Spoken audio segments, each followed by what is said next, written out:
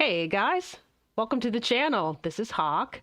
I see, looks like we've got Dan and Lizard and Steph and Geeks in chat. Yeah, Geeks fourth. I guess you can't claim first, can you? How are we all doing today? Let's get some game audio here.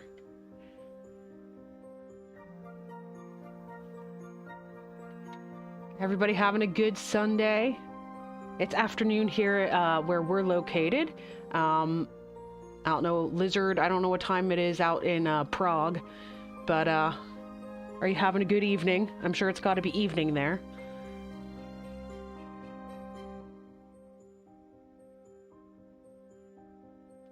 Not a good day, Geeks? Why is that? Or are you saying nope because you can't claim first? He would technically be fifth after me, yes. I don't know that I really count.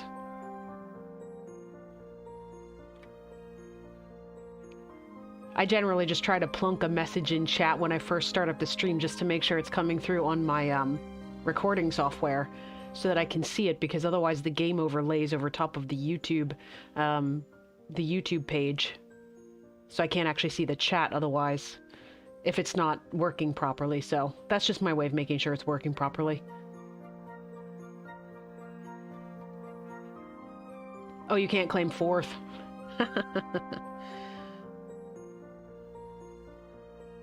I do apologize in advance, guys. I actually am still a little bit congested. I got sick earlier this week. Still kind of fighting off some of the constant congestion. So, and in the world of streaming, the streamer doesn't count. Touche. Anyways. So, I think I'm okay to go ahead and stream. As long as you guys can understand me, I don't think I'm as congested as I once was, where everything in my head just sounded like it was one big muffled sentence. So this is the Academy. I'm excited to try this game. It is, as we noted, it is another game from Pine Studio. Just gonna throw it. It's about 8 o'clock your time there, Lizard, 8 p.m. But could be better, could be worse as well. Wink, wink.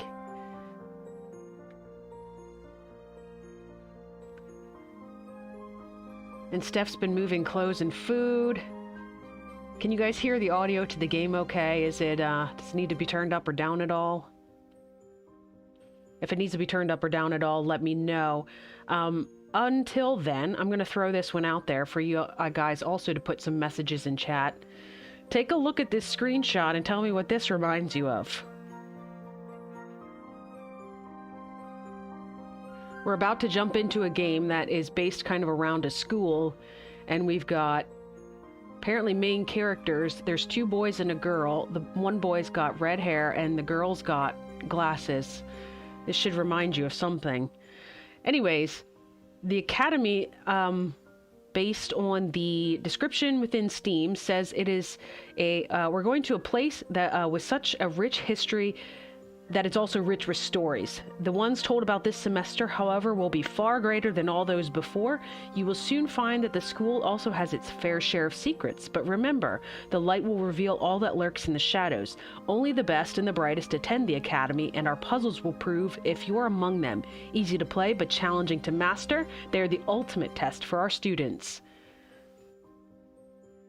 So this one, yes, Steph. This is, it looks very much kind of like it's a throwback to Harry Potter for me. So our main character is kind of a guy, he's a it's a male brunette guy, and he's got apparently good friends that have, one has a male with red hair and one's a female with glasses. So you got Harry, Ron, and Hermione.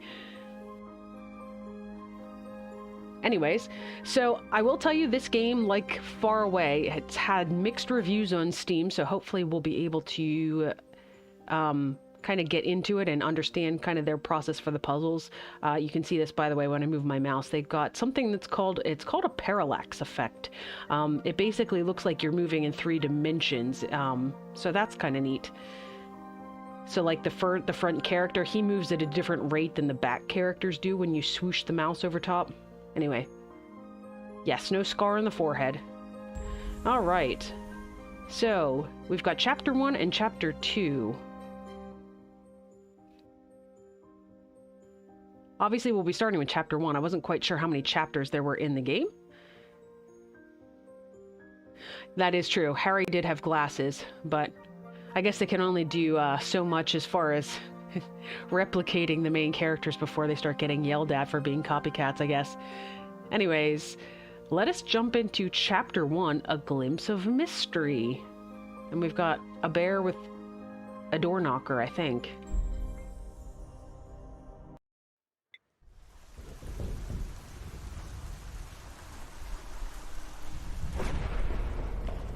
Ooh.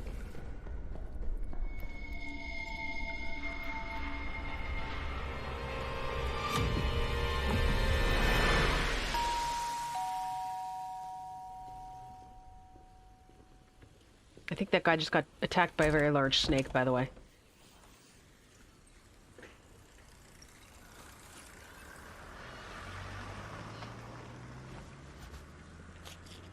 Have we been accepted to Hogwarts?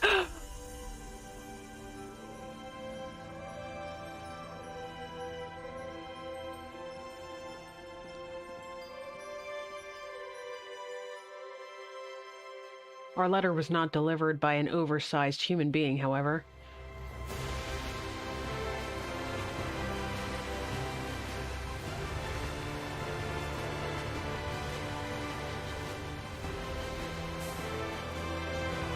This definitely has more cinematics than the other Pine Studio games we've played so far. Here's us! Look at us in our little Gryffindor uniform. It's even got the eagle on it. Oh wait, the eagle's Ravenclaw. Anyways, okay. We swing our arms rather a lot. Just saying. Hello, are you Hermione? Because you kind of look like her from behind. Press E to interact with people and objects. Hi there, if you're here for the exam, just go straight. I'm doing a last-minute recap. Of course you are, Hermione. Her name's Maya, though. And we can run.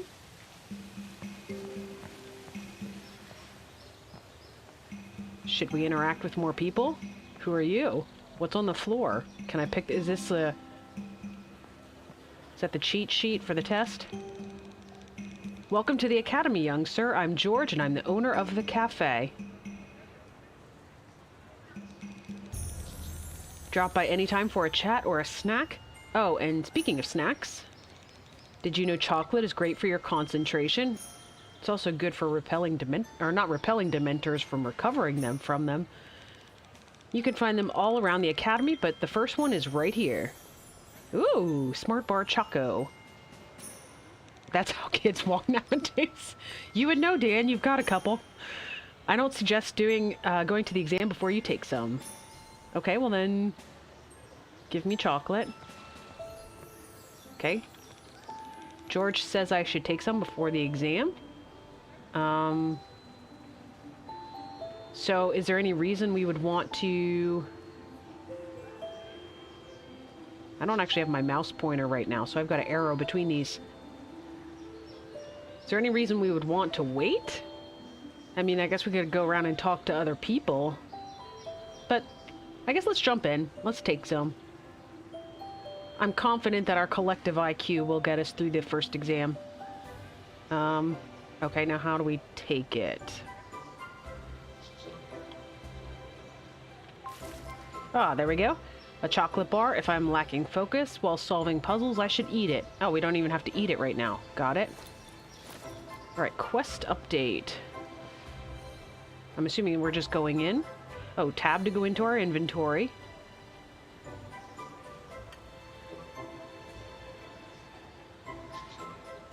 We don't have a map yet. Oh, we've got... Look, guys, we've got books!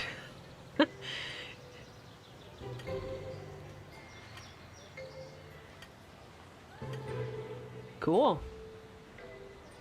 These are the puzzles we have to unlock. Collectibles. Okay, so where's our actual inventory that shows our chocolate bar? Is that what this is? Is there anybody else who want to talk? Oh, here's Ron, whose name is Dom. It's not that hard, apparently, the exam. Just think outside the box. Oh, you're not Ron. Or are you? Maybe you are. What about you? Can I talk to you? Johnny? Good luck on your exam.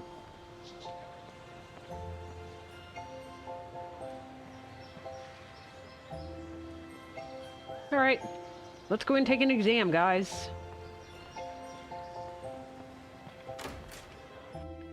We're going to the Great Hall. Of course we are.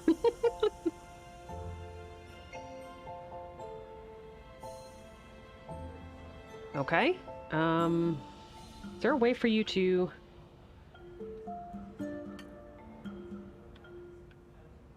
Is there a way for the tasks or the quests to be actually pinned? Find my seat. How do I know what my seat is? I guess I go check the wall? Oh.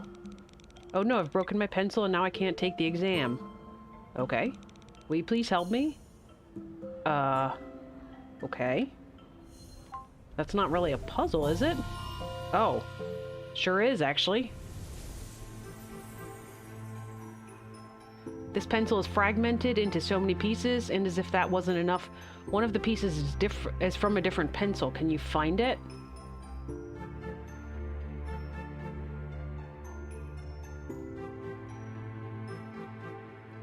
Drag the pin and drop it on the image to select the answer. Oh. Drag a pin. Okay, you're the pin. Got you. Alright, so it would be this one. Submit. Ooh. To try an even harder puzzle, select play now.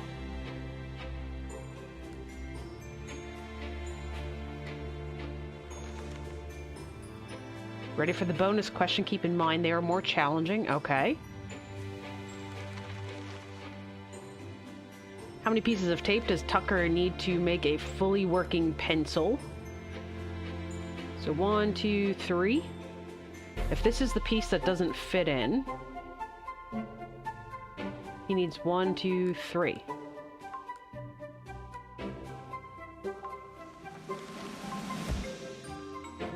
Nine out of 10. Why 9 out of 10? If you put this piece here, that takes one piece of tape. Then you attach this to here, which takes another piece of tape. And this to here takes a third piece of tape. Unless you just get one really long piece of tape and just wind it the whole way around the pencil. Oh, smart bars, you wish they were real? That would be nice. Alright, that's fine. How do we get out of here? Or do we have to try it again?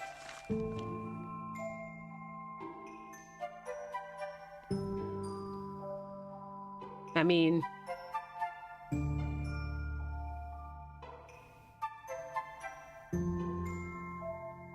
So like I said, we know that this piece is not included in this pencil. It should be 3 pieces.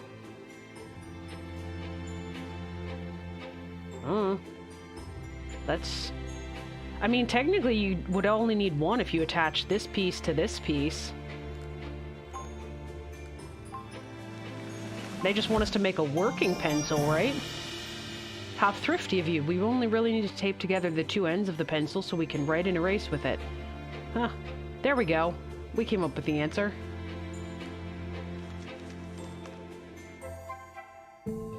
Okay, so we got 10 out of 10 on the main question and 9 out of 10 on the bonus.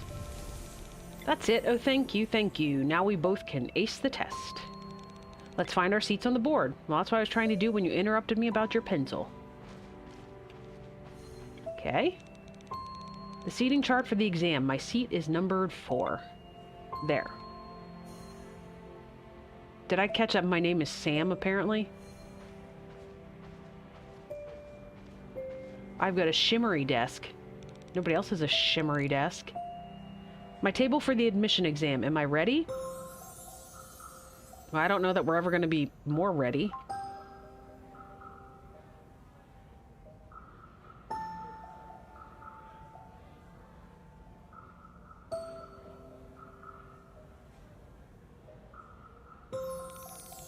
Well, here's McGonagall. Okay, students, welcome to the Academy's admission exam. I am the school's headmistress, Anastasia, and it is my honor to welcome you here. Greatness awaits all of our students, and today a select few will begin their journey towards it. Before we start, a short clip about the principles on which this school was built. The story of Arbor's Academy is also the story of the brilliant man who founded it, Baron Alistair Holloway. That's high tech right there.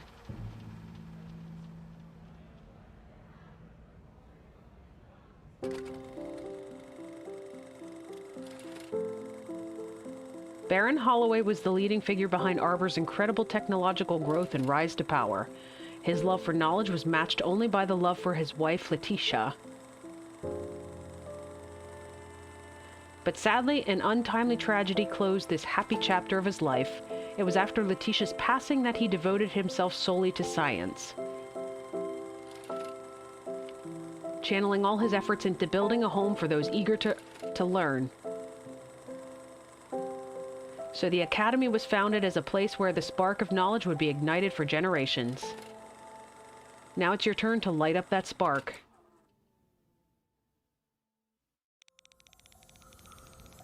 I hope you all got a firm grasp of where you are sitting. Respect these walls and they will respect you.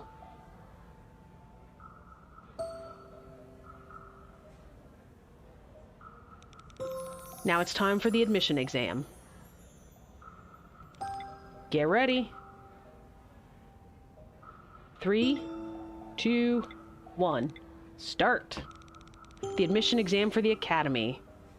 Let's start it. Odd math. Oi.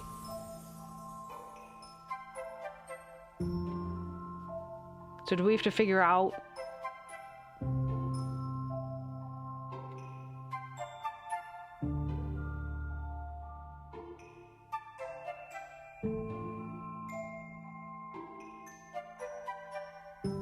Alright, what are we doing here?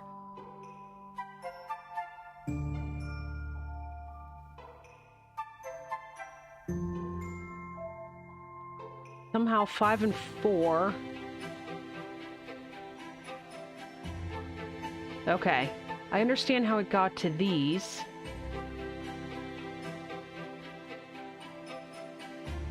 Try to solve the problem on the left paper first. These blue squares are a weird operation you've never seen before. If you can't figure out what it does, you should be able to find the value of x. So the first number is calculated by adding these two. So 9 plus 3 is 12, and 5 plus 4 is 9. And then the last digit is taken by subtracting these numbers. So 9 minus 3 is 6, and 5 minus 4 is 1. That is weird math for sure. So this would be 14 and 0, so 140. Yes, this one's definitely up my alley. I'm a math person, and I like finding the patterns in these types of things. So we're going with 140. Hey, we got a green stamp. Correct. The key to this one is to combine the sum and difference of the two numbers. Ready for the bonus question? Keep in mind... Oh, yes. Let's do a bonus question.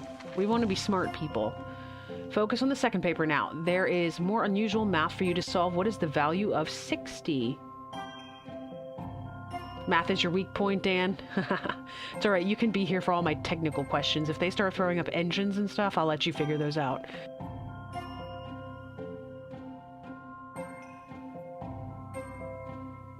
Okay, so 388 equals 4, 709 equals 2, 512 equals 0.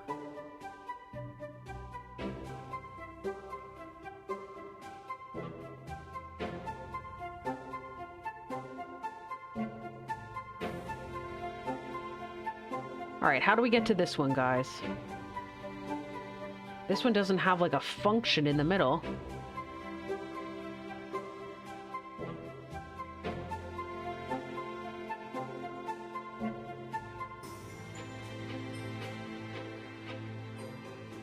I mean, I think this is its own...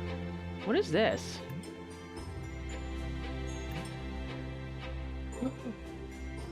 Fuck. I want to put my name on the paper.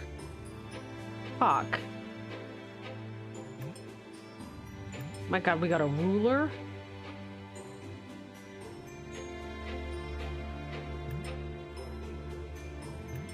Okay.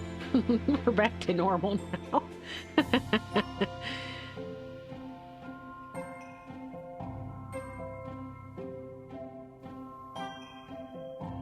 Alright, so...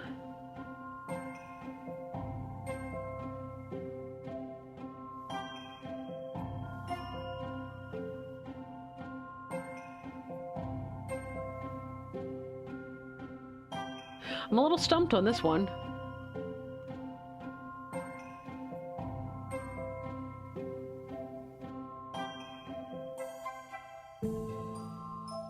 I was assuming there was some sort of, like, function that goes in between these numbers similar to how there was with this one.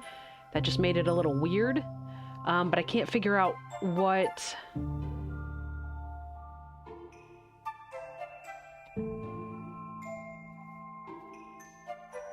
So I was originally thinking, like, 7 minus 0 is still 7. And then if you subtract 9, but you'll get a -2. But that doesn't work up here.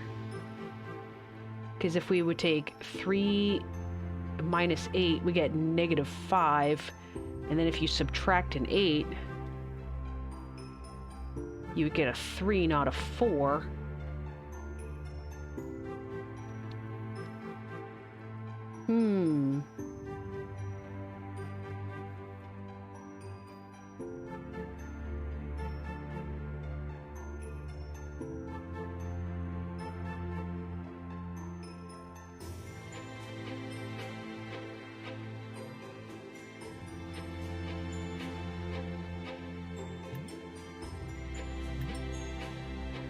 Remove my ruler.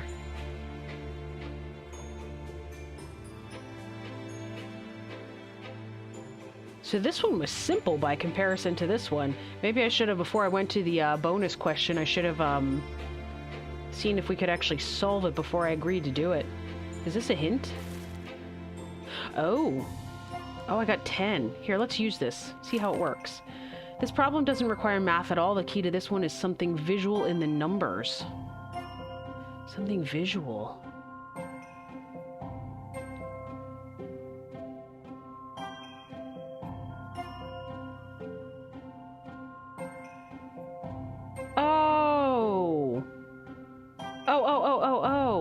It's the number of, like, closed loops in it. So the 8s have 2 different closed loops for a total of 4. The 0 and the 9 have 2 closed loops. This one has 0. So this one would be 2 as well. Okay, how do I get back to the answer now? Oh, okay. Bunch of jerks.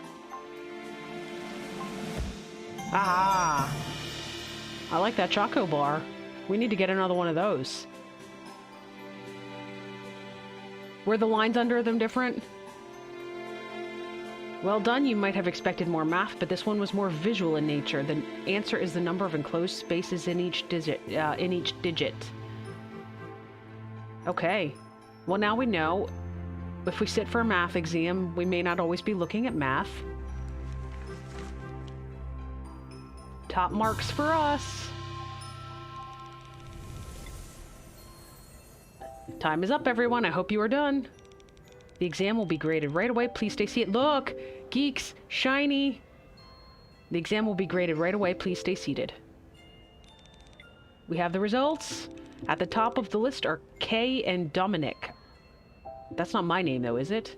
I think they said my name was Sam. Did I get all the answers correct? If not, maybe I should retake it? Geez, someone's a bit too eager. Next, we have Maya, Ramona, and Cornelius. It was easy. Finally, we have Nate and Sam. Congratulations. Welcome to the Academy, students. You are now a part of this elite institution. I like this game so far. Now about our mentoring program. Professor Jonathan? Aye, second-year students. I feel like I need to put on like a, like an Irish accent for this guy. But I Scottish accent, but I'm terrible at them. Second-year students will guide you through the academy today. Each of you will get a mentor for the day. Get to know these walls. They will be your home for the next 4 years. Classes start tomorrow, students. Don't fall behind on your first day.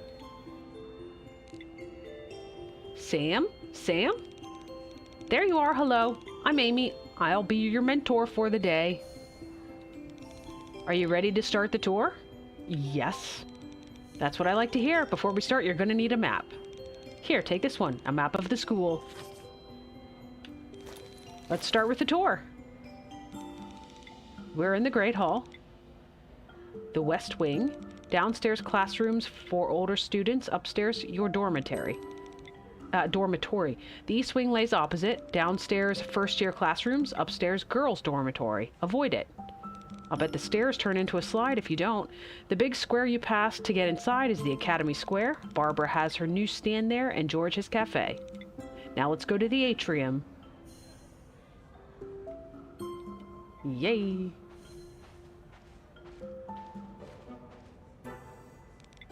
Let's go! Whoa. These people are in a dance party. The atrium, the central hub of the academy. There are some classrooms here and of course the library. Let's head over there now. Follow me and don't roam around. Got it.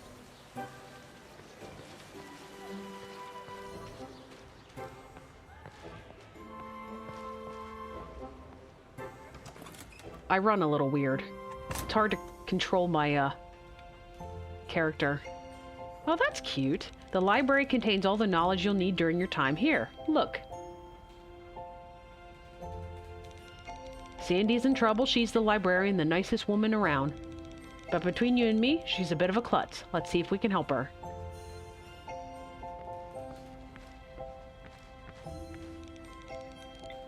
Sandy, have you met my mentee, Sam? Nice to meet you. Sorry for the mess.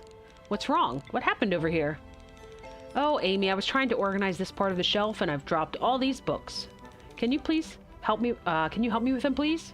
Of course. Let's see how you deal with this one, Sam. Is this a puzzle? Oh. Clumsy Sandy. One of Sandy's books fell open. This is a great chance to practice your detective skills. Can you take a glance and figure out what it is about? Well, none of them are... Oh, this one's open.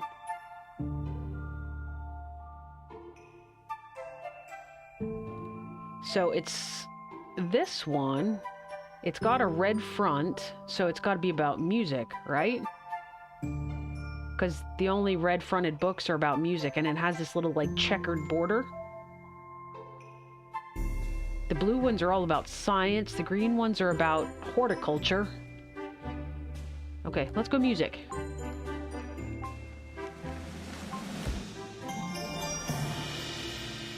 Well done. The open book is red, and red books seem to be a series of volumes about music theory.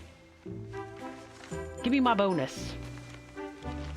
All right, detective, here's another question for you. Which one of these books has Sandy been reading?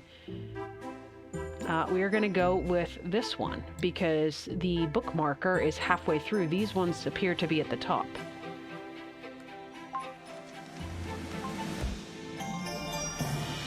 Nice. You have an eye for detail. That book has a bookmark in the middle. Aha. We're smart, guys. So far, we've only lost 1 point. That's it. You did it. Thank you so much. Every day, I'll hide one book at a random location in the school. In the book, you'll find an extra puzzle to solve, so keep an eye out for them. The first one is hidden upstairs in the museum. Try and find it. Okay, then. I'm off to prepare everything for the semester. Thanks for your help. And we're going to check out the library museum. Follow me, Sam.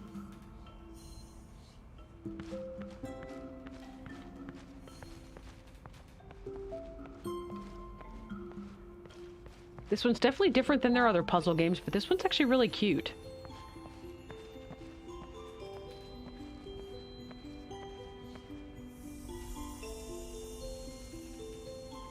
I'm not going to pretend to pronounce that, because I don't know what that says. The Library Museum, Sam.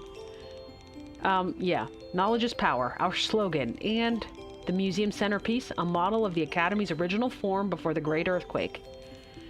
That incident is just one in a long line of unusual events that occurred here. Occurred is misspelled, by the way. But I'm sure you'll see that for yourself soon enough. Now to show you to your dormitory, which will conclude our tour. Well, I was supposed to look for a book in here. I'll wait for you by the door. Come once you're ready. Okay. Ah, book. Found it. One of the books Sandy's hiding. Should I solve it now or take it for later? Why would we take it for later? Let's just solve it now. Maybe. The Pied Piper of Hamlin. The type of rat living in Hamlin gives birth once a month to a litter of 10 baby rats, and each baby rat is fully mature 1 month after birth. It's no wonder Hamlin had a rat problem. The Pied Piper played his pipe and led the rats far, far away. Alas, one rat remained in Hamlin because it was just born and couldn't follow. How many rats will be in Hamlin after 5 months?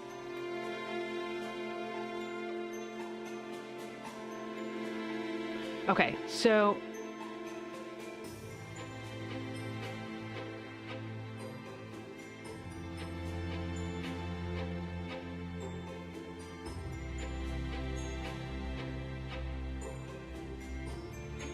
So, I would like to say the answer is 1, because if it has nothing to make baby rats with, how's it making another rat?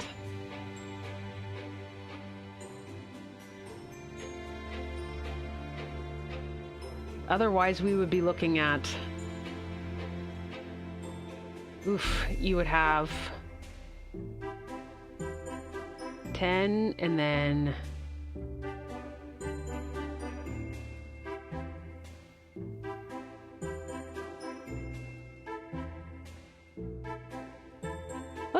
Let's try 1 to start off with before we go through the math of this.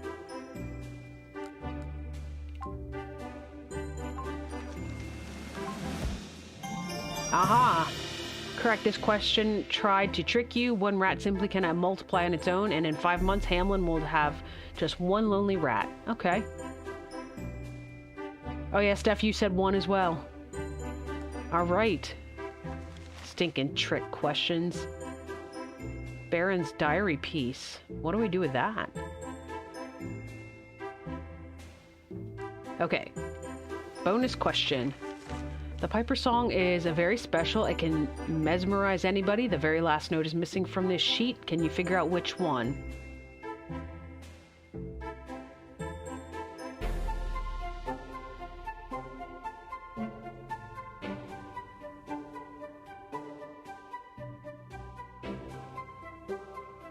Is it missing from up here or missing from down here? Those are not the correct note placements, by the way.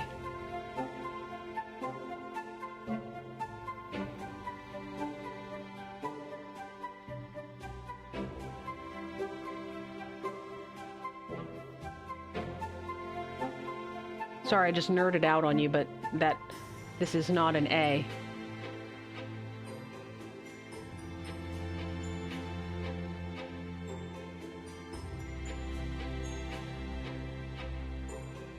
Why are you saying D, Steph?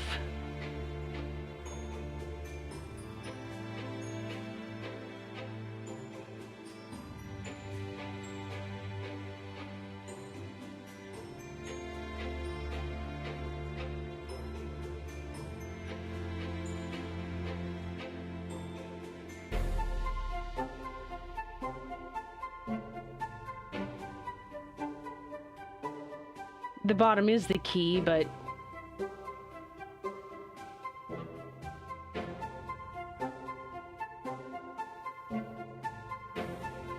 like, the bottom is their note key, but... I mean, technically, F's not even on there. I thought...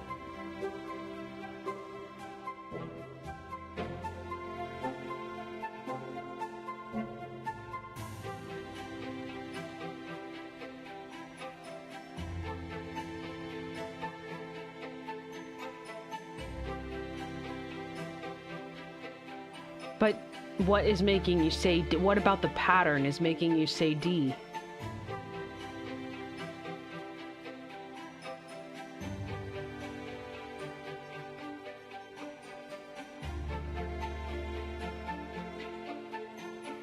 I think you've lost me, Steph. I'm not sure. In correct terms, it would be an F.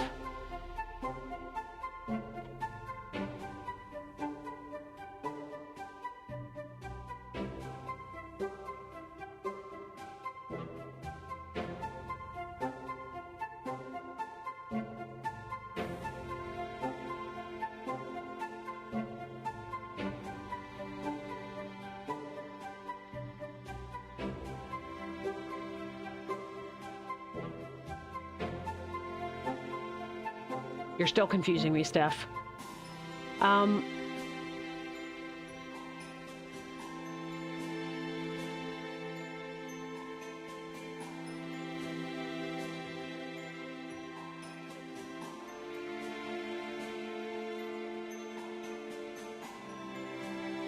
Let's go ahead and use our Choco Bar again.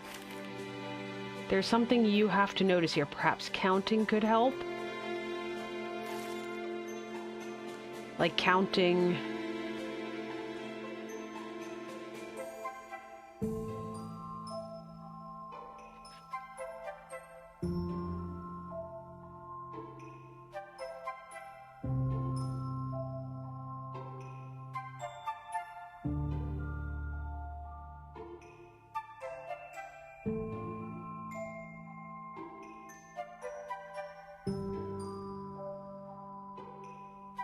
Yeah, I already saw that. It goes like 2 to 5, 1 to 4, and then back to 2 again. But I don't...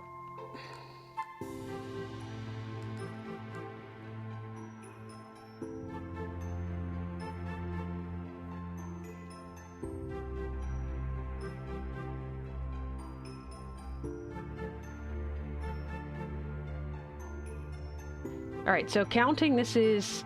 If you go 1, 2, 3, 4, 5. We got 5, 5, 3, 4, 3, 3.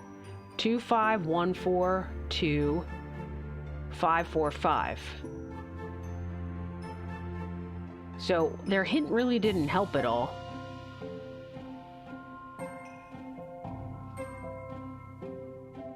Alright.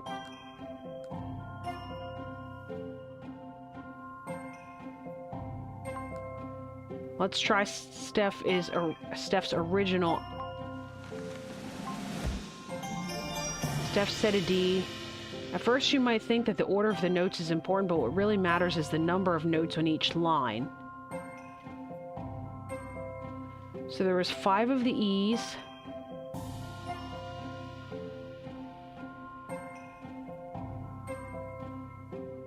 Oh, there was only 1 of the A's. There was 2 of the B's. They're in the order. Okay, so this was the first one. So there was only 1 on the staff. And then this was the second one, and there was 2 on the staff. So you had to get to the point of the D. It had nothing to do with the pattern of them, is what it's saying. It had everything to do with the fact that A is the first, so it needed to have 1 presence on the line. Oh gosh, that was confusing. We need to find another Choco Bar. Goodness gracious. That's it. I knew it.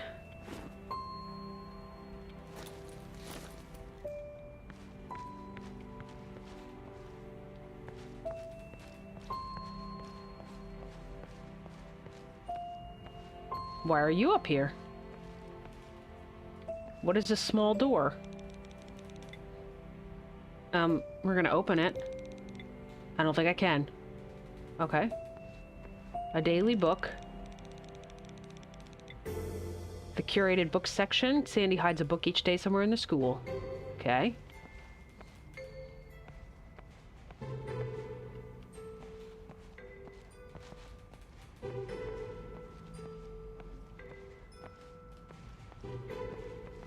Oh, I was supposed to meet her up there. Whoops. Yeah, my character slides a little bit.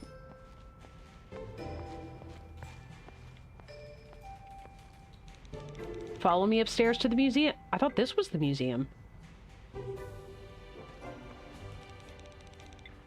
Oh, follow me to the boys' dormitory. Well, that was a little bit glitched.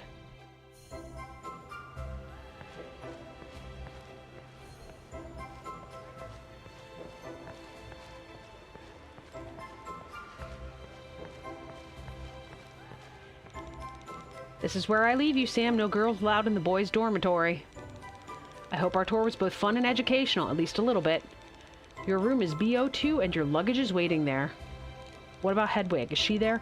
My advice, unpack and get some rest. There's a long year ahead of you.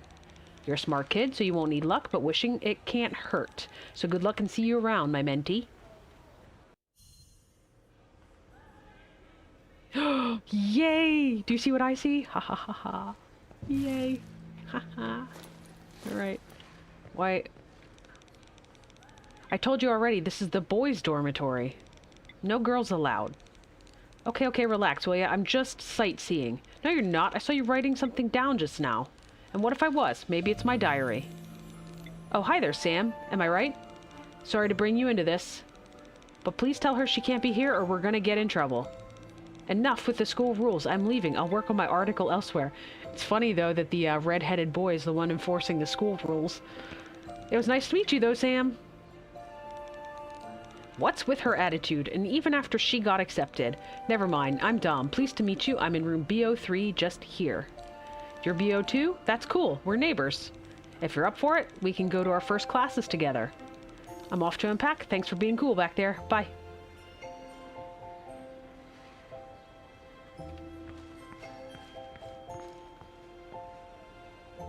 Guys, there's a QR code. I want to scan it. Hang on. It doesn't scan. For anybody that's curious, the QR code is not scannable. First-year students aren't allowed to leave school premises. The academy doors are to be locked shut after 10 p.m. Also, no wandering into the Forbidden Forest. No pets allowed, especially hedgehogs. Don't ask. Students are to study and not waste time reading the rule board. Don't you have a puzzle that's just waiting to be solved? Oh, that's funny stuff. Missing person. Professor Dane Wilson, last seen leaving the academy on August 4th. He's the one that we saw at the beginning. Okay. Alright.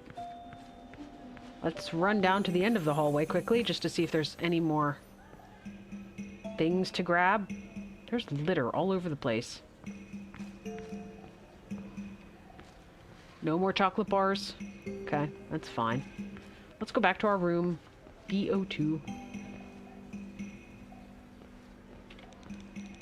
This is it. BO2 for the next 4 years. Enter.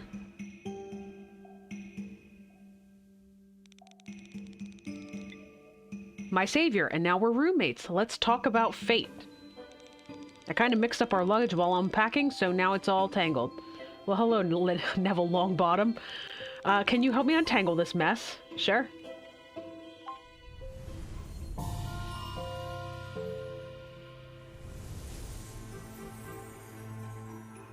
Unpacking is a great way to practice your puzzle skills, so you've given yourself the rule to only move items in a specific way. You can only pull items upwards, one by one. You cannot move an item if it would drag another item with it. It turns out that just one of these suitcases can be fully unpacked with this rule set. Which one?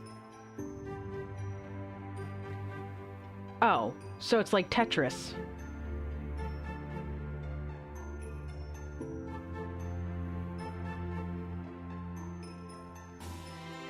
Okay, well this one cannot. This one cannot. And this one can't. So, you can only pull items up one by one. You cannot drag them. So basically we're talking about, you would pull this top piece upwards like this, and then you would pull this one, but you cannot pull this upward or this upward because they're entangled horizontally. So this one, it's this one because you can take this pink piece out, and then you can take the blue one, and then the green one, and then the orange one, and then the purple one.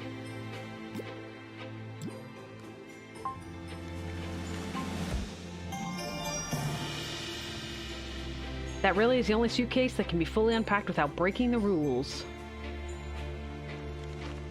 Alright, bonus question. We've been struggling with these. At least I have.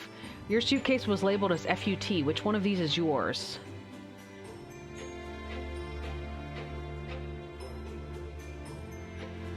Hopefully mine's the one with all the chocolate bars. FUT.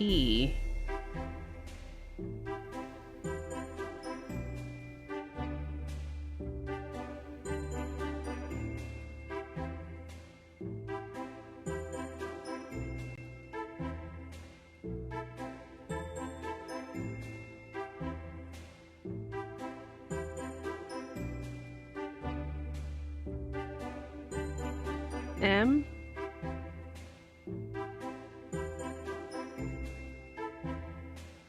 I was thinking it had something to do with the shape. Like that the letters might be present. Like you can see, like this is a giant U right here. This is also, it's a U, it's an upside down one, but there's kind of too many patterns for it to be.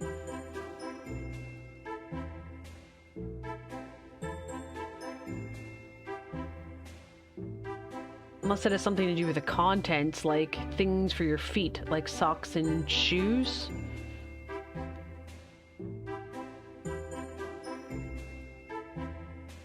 That would be weird, right? Is there anything else distinctive about the suitcases? Not really.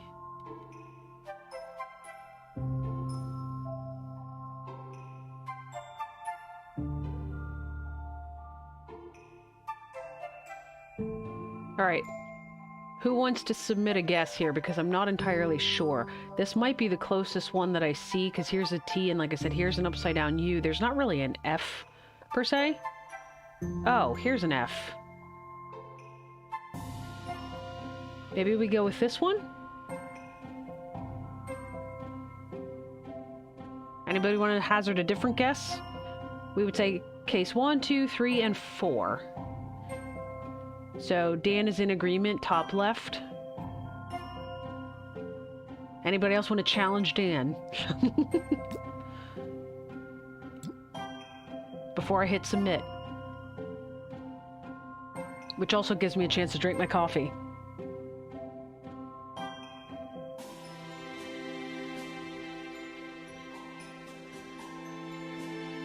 Which, by the way, I'm completely out of pumpkin spice creamer, and since it's a seasonal thing, I can get no more. I'm a little bit traumatized. Top left has all letters, so Lizard and Dan are in agreement that it's this one. Alright, let's go ahead. Haha, nice catch. Some of the items in that suitcase resemble the letters F, U, and T. Indeed. Yay.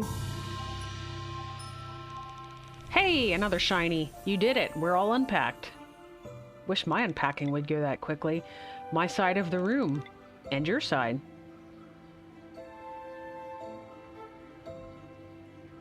Cool. It's kind of late, Sam. We should get ready for bed. Look, it's getting dark.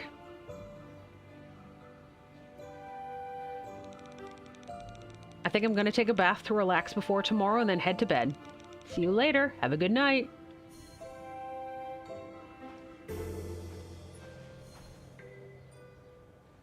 I assume that's for me to go to bed. Is there anything else I need to look for here?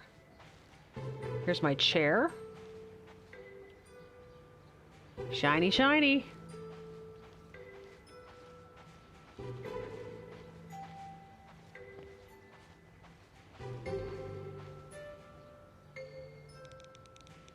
The closet in my room, Tucker wanted the other side.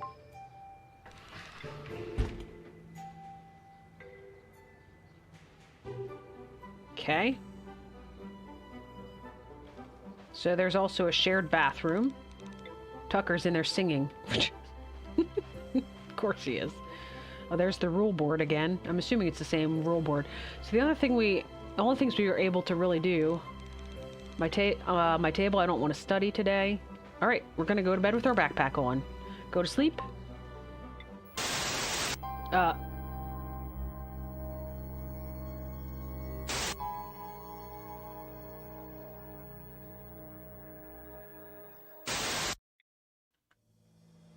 That scared me just a little bit.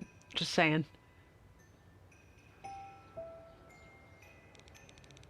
Morning, roommate. I was just on my way out. Ready for the first day of class? Machines and history. Hey, Dan. Sounds like you coming up. Oh, and can you believe it? Corn wants to meet me. Him, a popular kid, wants to meet me. Corn? See you out there, and thanks for everything yesterday. I can tell this is going to be a great year.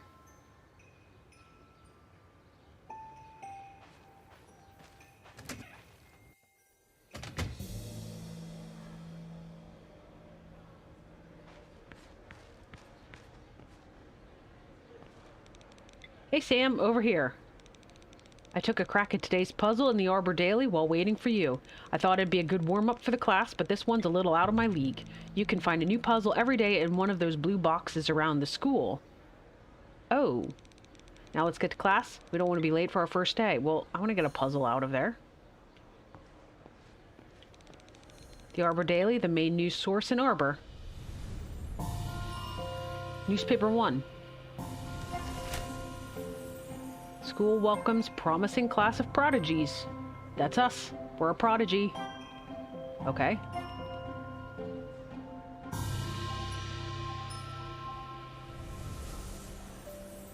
Okay. Was there no way to actually do the puzzle? Maybe I gotta open it in my inventory?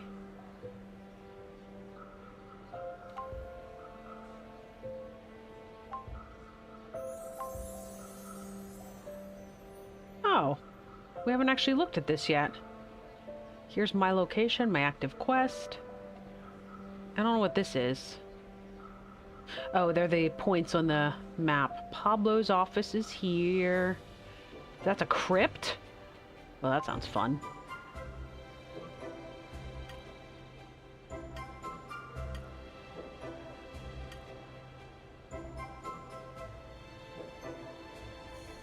Alright. I guess we can't do a puzzle.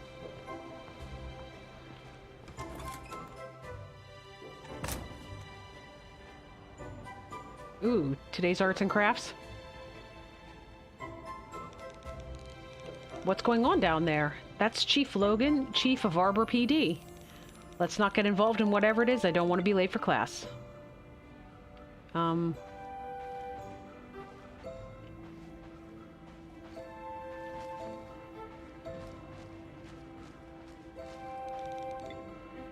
Hey there, you kids.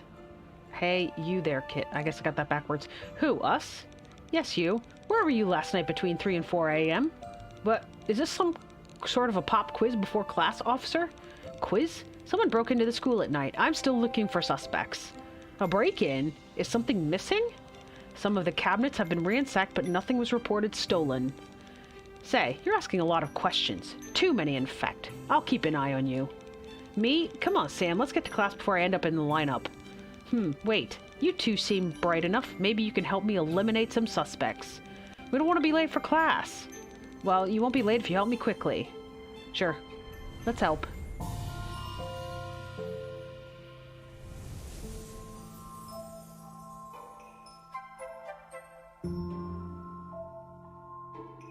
Our witness was too late to the scene to see much. All he could tell us was that he saw a man running fast. Pablo knew he could now eliminate one suspect. Who would you eliminate?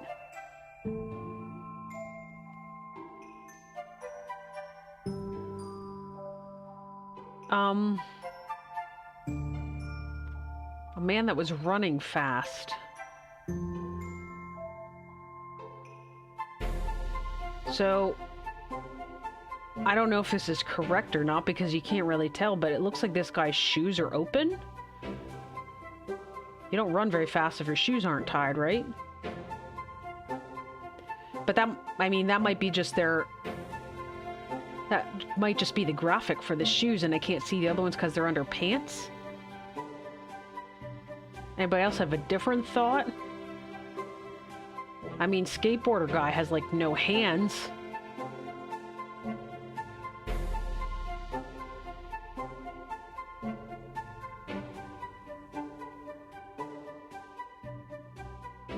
I don't know that it's necessarily based on height or anything. I mean, this guy's really tall.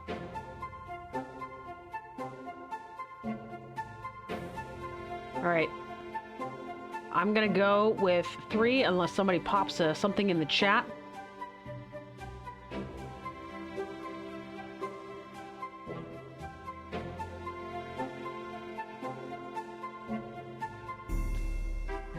Alright. Let's take a guess at 3. Steph says 4. Why is that?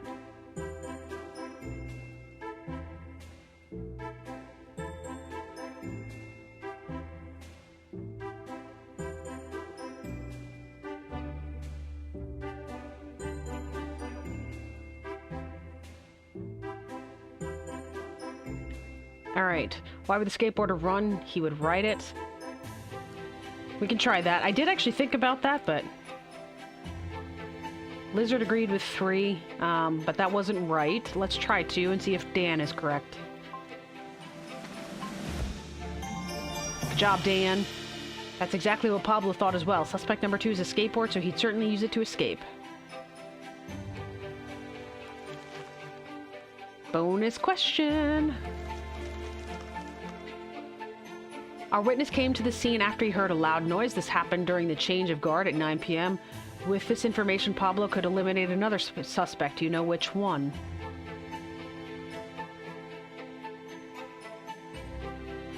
So it would have to be somebody that's quiet. So we've already eliminated... Wait, 2's still in the lineup.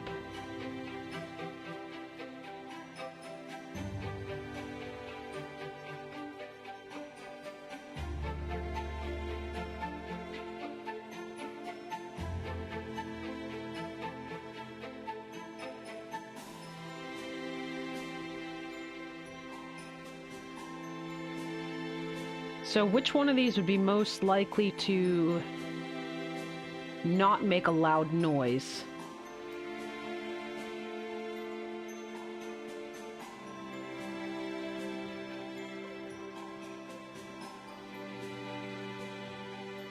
I mean, this guy's on his phone. If he's wearing earbuds, he might not make a loud noise, but... Alright. We found an extra chocolate bar. Let's use a hint. It seems that our vandal used the guard shift to his advantage. This means that he has to have some way of knowing the time. Okay, so this guy's the only one that does not have... So he's got a phone, and these guys both have watches, is what we're saying.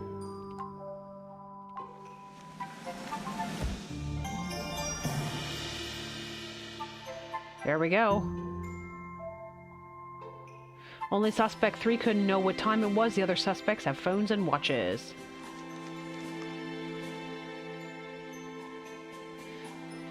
It actually wanted me to eliminate the person that could not have made a loud noise.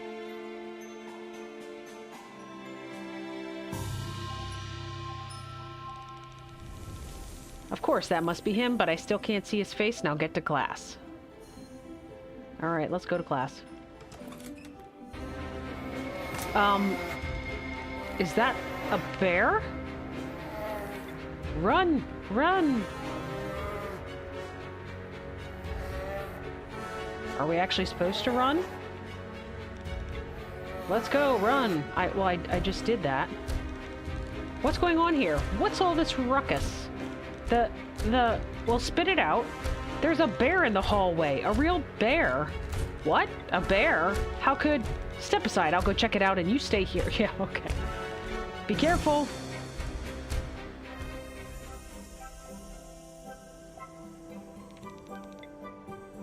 Those kids will hear me.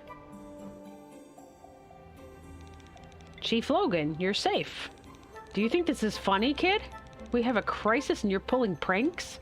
Your teachers will hear about this. Now leave me to work. I swear there was a bear inside. Tell him, Sam. Save it. Go to class and stop pestering me. Maybe we're just seeing things, Sam. But just in case, you'll go first and I'll cover the rear. Oh, dear. Why does this have...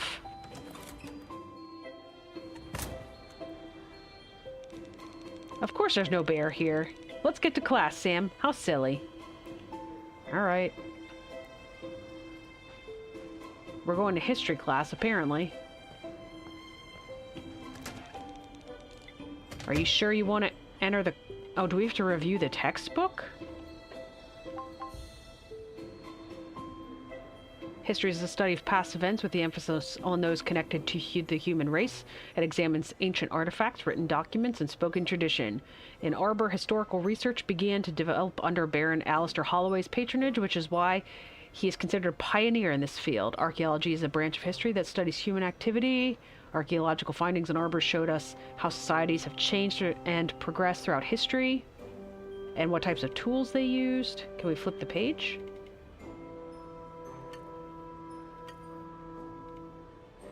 It looks like there's more pages. Oh. Oh. Ooh.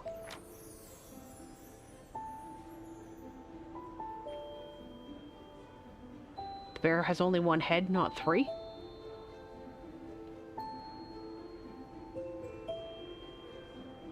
Are you talking about the, Cerberus dog, whatever? Fluffy? It's all that chocolate that makes me hallucinate. Alright, Alistair Holloway was born on November 11th, 1484. That is Veterans Day in the United States, so let's remember that date in case it's important. Although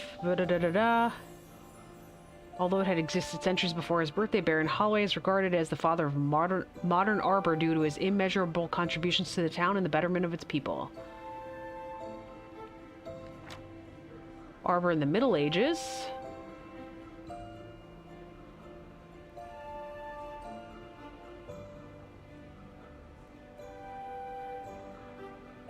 I'm wondering how much some of this is going to play in. I'm reading this right now, and if it turns out to not be an issue in the future, I will not spend time reading the books before the class. The Holloway family took over Arbor in the 15th century. And then it experienced exponential growth. People mark Arbor... the people of Arbor mark Baron Holloway's birth as the beginning of the Renaissance and the end of the Dark Ages, making him the most celebrated figure in Arbor's history.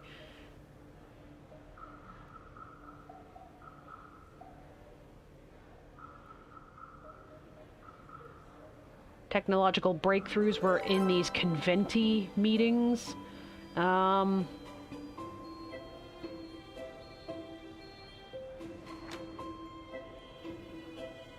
Okay, this is where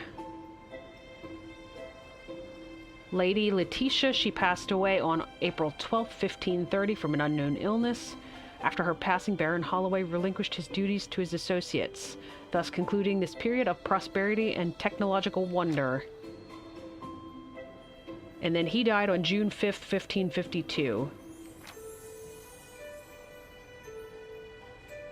April 12th, 1530. And June 5th, 1552.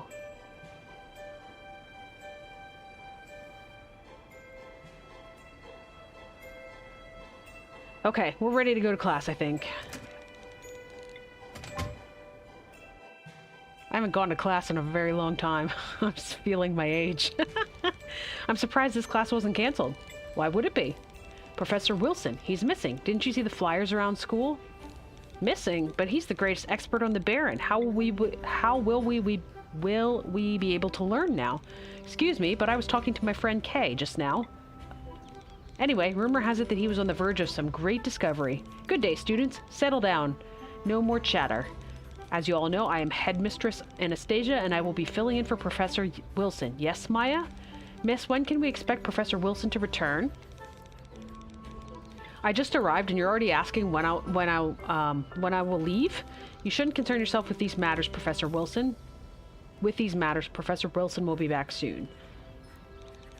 And maybe we ask what happened. This is very like when Hagrid was, out searching for the giants, and Professor Grubbly Plank was filling in. I'm sorry, but you may not, dear. Your complete focus should be on your first class. Guys, it's like she knows much more than she's telling us. What was that, Maya? I like that you know so much about history. Why, thank you, Maya. Moving on. Each class will have quizzes and an assignment. Quiz questions are based on the information from your textbooks. Remember to review them before every class. Now let's try it. Which history discipline studies human activity in the past? Archaeology? I apologize, I'm not going to apparently be able to ask you guys for input on these. They're definitely timed. Correct, it's like putting the pieces of the puzzle together. According to the most recent excavations in Arbor, the academy was built on a swamp. Ooh, I missed that fact. I've read about it. They said that the structural integrity of the academy is at stake. Don't worry, Dom, it's just sensational journalism. Now let's do at least one assignment today. Founding of Arbor. Let's see. Arbor Academy wasn't built east of Foggy Swamp, it was built south of Arborea and east of Micarinos. If you can deduce which of these named locations Arbor Academy was built on, mark it in the map. It wasn't built east of Foggy Swamp, so it's not either of these two. It was built south of Arborea.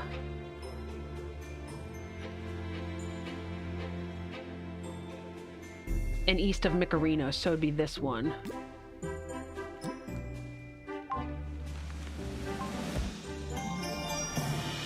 That is correct. If you carefully read the instructions, you can easily see that Arbor Academy was built on Foggy Swamp. Bonus question.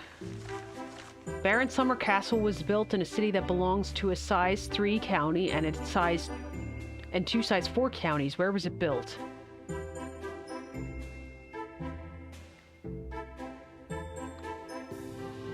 A size 3 county and 2 size 4 counties.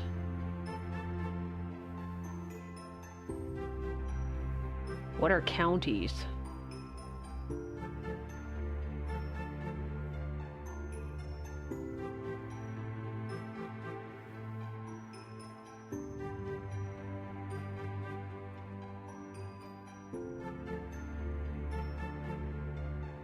Wonder if the counties are just the... I mean, these appear to be the roadways, these kind of grayish sections. I assume the other one was like, their other parts were like a terrain map, where this is like a low land and this is kind of more getting into mountainous area.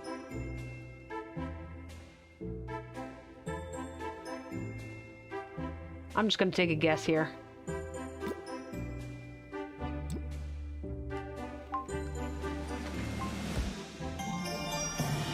Good guess.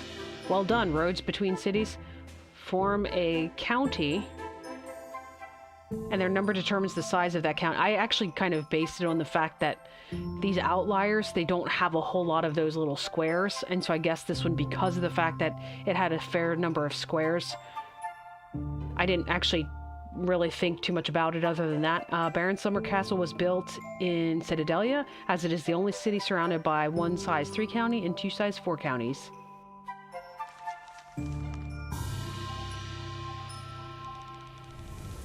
Very nice. You're catching up fast. Good work.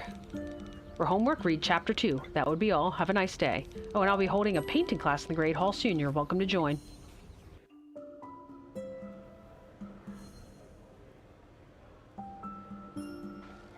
Where do I find my book for the day? How do I get back to the library? Is somebody stuck in a locker? Thank goodness, Sam. Please help me. I can't get out. Corn stuffed me in and took the key. Thank you so much. And to think I believed he just wanted to hang out. Corn has the key. He's always in the student club. Get it from him. I'll wait right here. Yeah, I guess you're probably not going anywhere. Alright, we gotta go into machines, because this is Dan's specialty, right? Do we have a book about machines? Oh gosh, I gotta read another book. Introduction to Engine... And that... We need to walk away from that locker. It's kind of annoying. Okay. Let's read our machine book really quickly. Alright, engineering branch of science concerned with the design, construction, and use of engines, machines, and structures.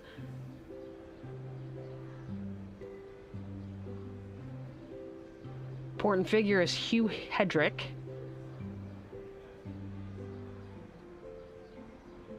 He designed the Academy and Astucia.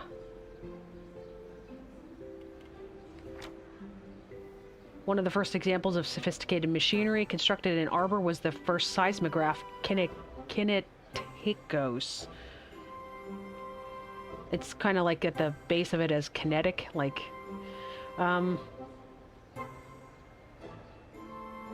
It was inspired by the drip clock.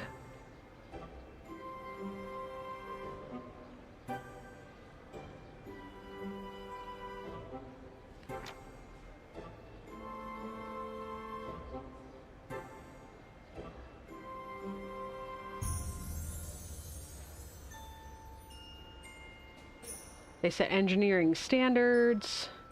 Fun fact, since the men were such close friends, Hedrick even made a music box for the 5th birthday of Baron Holloway's daughter, Eudoria.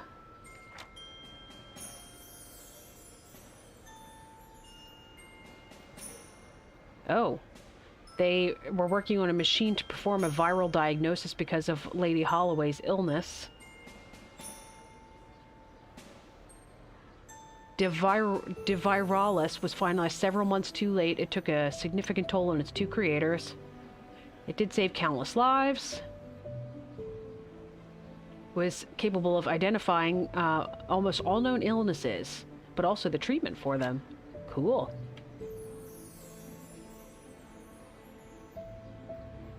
Great Fog. Plagued with multiple reports of caravans crashing during the Great Fog. They were trying to solve the issue. Noxus was the first monumental beacon which could light the way for several hundreds of miles.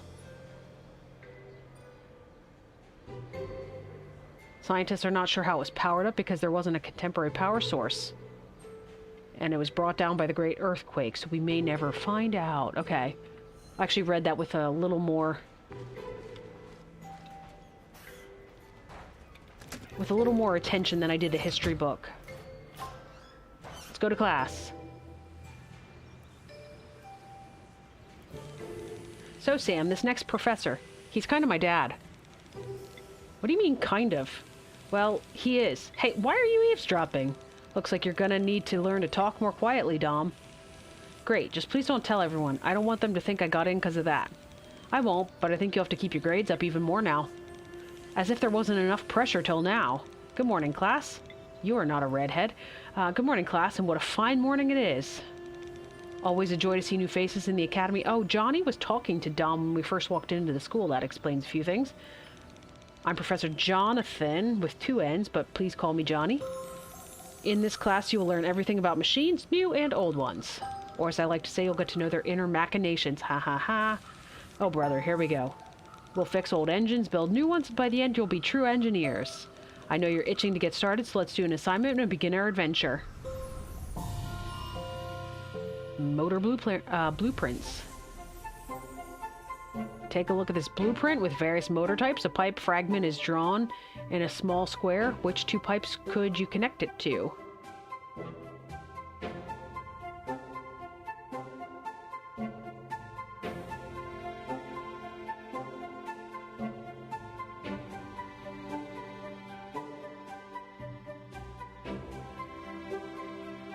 So my first thought would be B and A.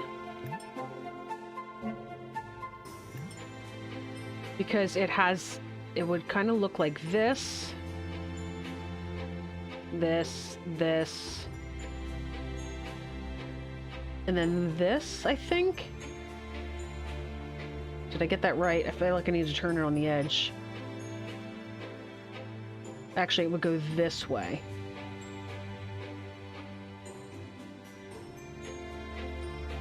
But that looks to be correct.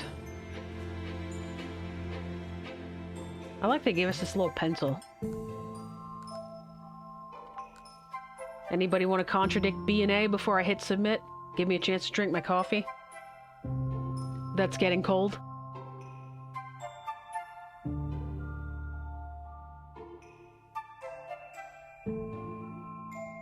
Yeah, it was really getting cold. Blah. I don't like cold coffee.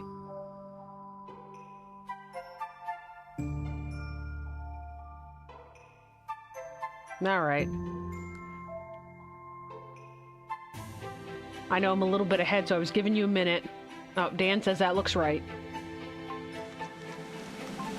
Dan's the machine guy. Once rotated properly, that pipe fragment could connect pipes A and B. Bonus?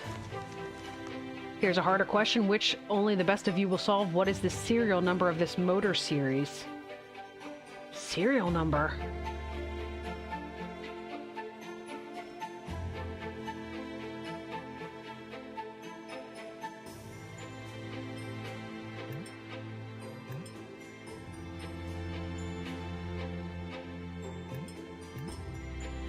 Serial number.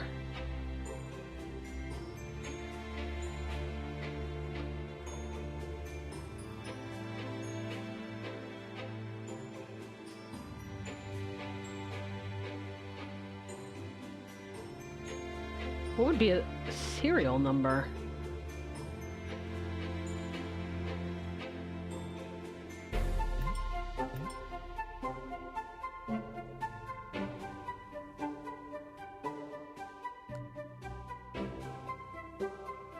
you suppose that has anything to do with it?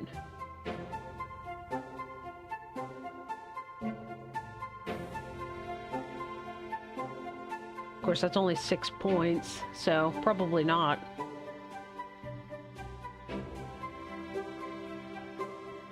I actually thought maybe it would draw a letter. Those are usually on the right, the bottom right, 9F the page.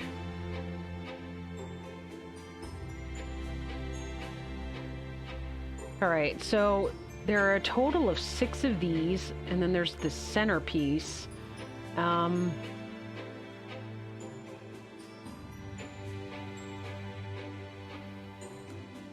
We got chocolate bars for a reason, right? Wait, how do I only have 8 left? I got a second chocolate bar.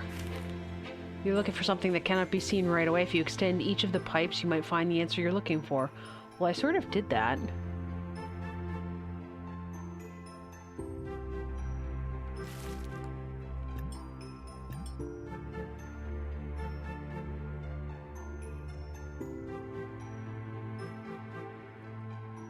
Okay, let's draw it again.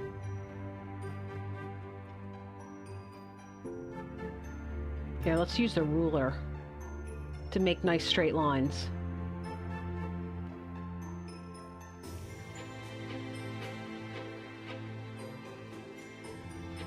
Four. So we get like a 4 in the middle.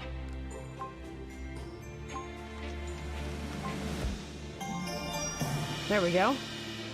Great job. Once each pipe is extended, you can see that the newly added lines form the number 4. So I had the right idea when I kind of drew the star in between it, but well done, Dan. Nice one. I'll keep my eye on you. That's it for today. Don't forget to read your books. Chapter 2. Ah, Lizard got it too. See you next time, kids. Hey, Sam. Dad told me they found a lead on the break-in. Logan and Pablo are on it in the west hallway. Oh, are they now? I'm going to check it out for sure, Sam. You coming? You again? Stop eavesdropping already. Well, it seems like some learn only from books, not from experience. Stay away from there and don't take Sam down the expulsion road with you. I think we can take care of ourselves. Sam, I'll be waiting in front of the west hallway. I'll be studying in the library and I advise you to do the same. They are definitely reversed. Dom is the studious one, and apparently the Hermione type, whose name is Maya, is the on the edge one. Really, I want to go to the library and find another puzzle book, but I don't remember how to get there. I still have to find the locker key. So we can't go that way, so apparently we have to go... Seriously, how many chocolate bars do I have?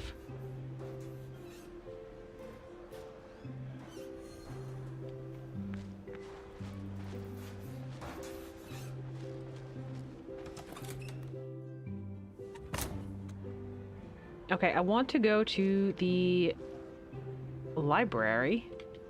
Where's the library? How did we get there? How do we get to the map again? Does anybody remember how to get... Oh, the library was through the atrium, wasn't it? There's those crazy kids that are dancing like lunatics again. There's the students' club over there. Library was over here, wasn't it?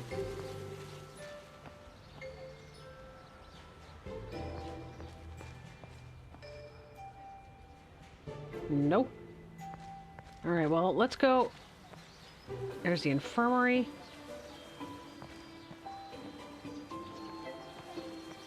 Symbols.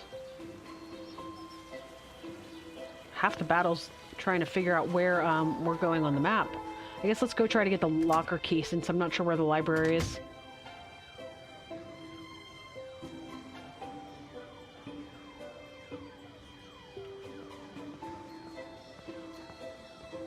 The birdcage is out of order. A mystery puzzle game.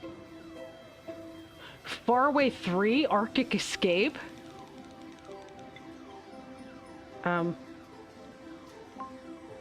So can we actually play the other Faraway games?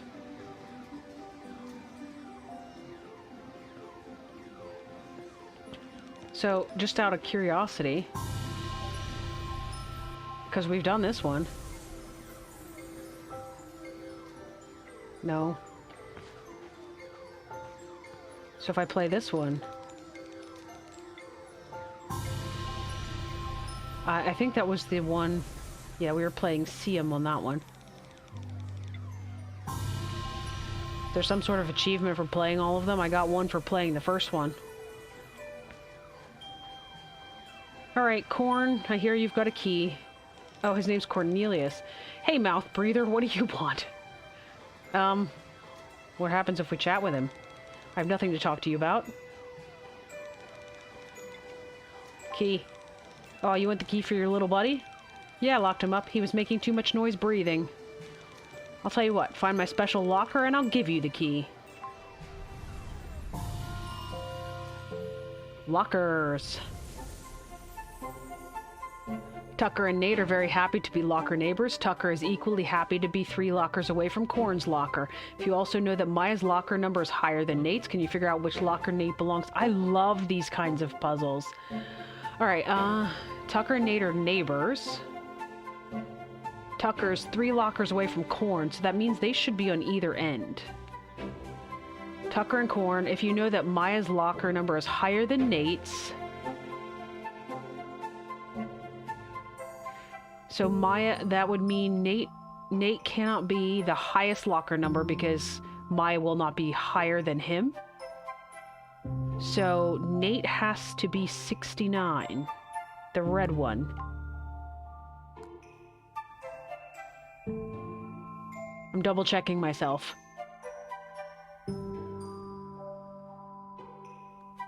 Yeah, I think based on the information that we have, I think that is the answer. And I suspect next we're going to have to figure out padlocks for the bonus questions, so somebody start figuring out these patterns here because I think we're going to need one for the yellow locker.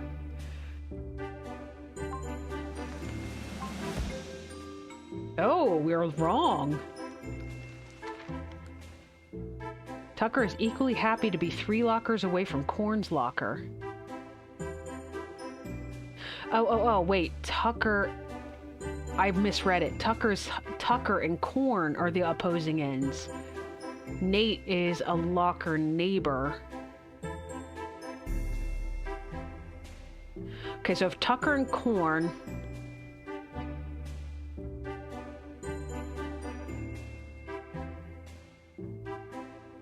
So Nate couldn't be... This cannot be Tucker. Tucker and Corn have to be the opposing ends. This cannot be Tucker because if he and Nate are neighbors, Nate would have to be the yellow one, and then Maya's locker would not be higher than Nate's. So this has to be Tucker, and then this would have to be Nate, and this would have to be Maya. So Nate is blue. I lied to you guys, I'm very sorry. I misread that. I should have read it a little more carefully. Gave you more... really what I was doing is I was giving you guys more time to figure out the padlocks. That's what I'm... It's my story and I'm sticking to it. We got another piece of this Baron's diary. Alright. The red and blue lockers were left unlocked. Knowing that, could you figure out the code that unlocks the yellow locker?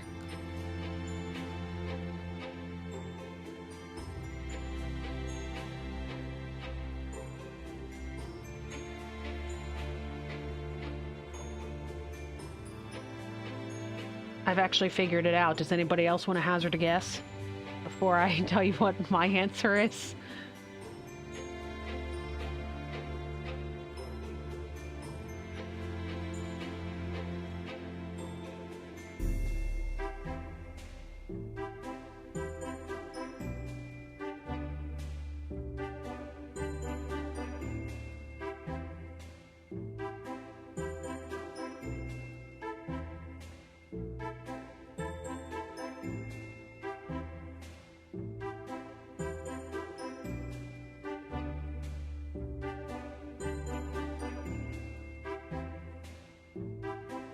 No guesses? The red has 2 between each number, indeed.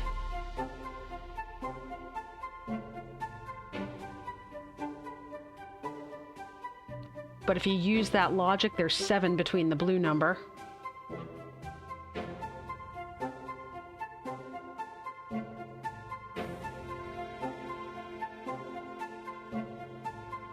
If I tell you that the padlock works in conjunction with the locker number, does that help you come to any different solutions?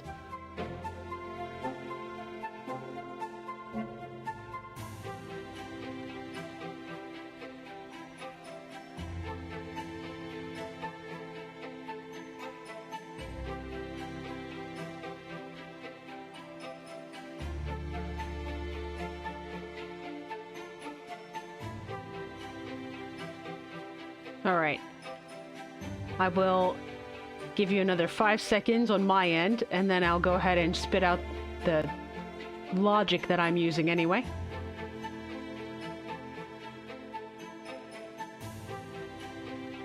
$73. 73 is the locker number, yes. So the logic that I'm assuming it operates on, and we'll be able to test this here momentarily, is that we subtract by 1, and then we flip the numbers. So if you subtract 69, if you subtract 1 from that, you get 68, you flip the numbers. Again, subtract 1 from 71, flip the numbers, and you get 07. So if we subtract 1 from this and then flip the numbers, our answer would be 27. Good job, Lizard.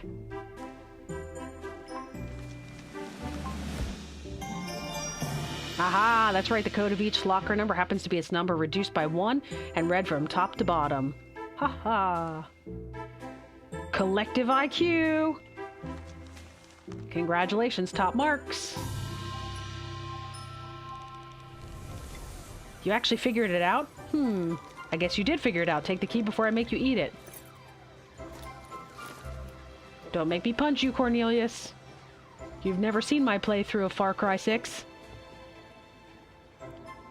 There's a puzzle. Another chocolate bar. Okay, so I think what actually ended up happening is that I thought each candy bar was worth 10 hints, and that did seem to be a little bit overpowered. I'm guessing what happened is the first day they gave us 10. And every successive chocolate bar we pick up is only worth 1, so it's a good thing we're picking them up, because I'm back up to 9 now. Ooh, ooh, ooh, I see it. I see it. Aha. Daily book. One of the books Sandy's hiding. Should I solve it now or take it for later? Solve it now. Hansel and Gretel? Hansel and Gretel are trying to get home, and they absolutely have to avoid coming upon any witches on their path. What is the smallest number of intersections they need to cross to get back home? Oh, so here's where they are. And there's witches, and here's home. What the heck?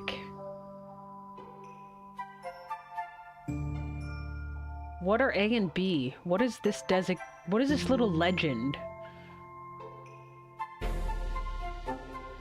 So I would expect they would have to come up to here. Well, they could go this way too. So let's see which one is the least.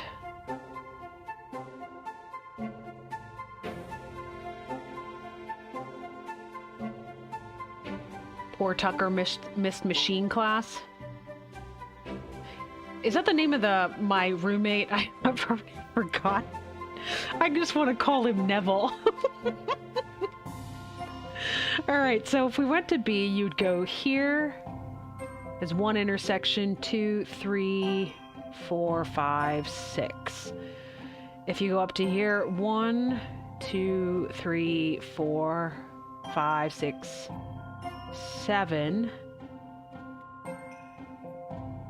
If you did a mishmash of both of those, you could go... Oh, I didn't count the first one.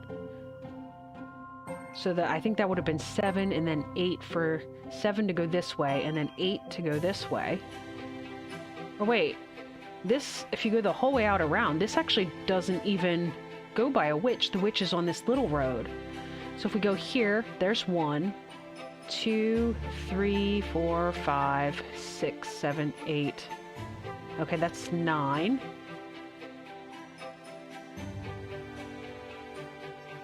One, 2, 3, 4, 5, 6, 7. You get 6, Dan? Which is the fastest way? 1, 2, 3, 4, 5, 6. Oh, 7. So were you thinking the first way that I went to? So this way, out around through here? 1, 2, 3, 4, 5, 6, 7.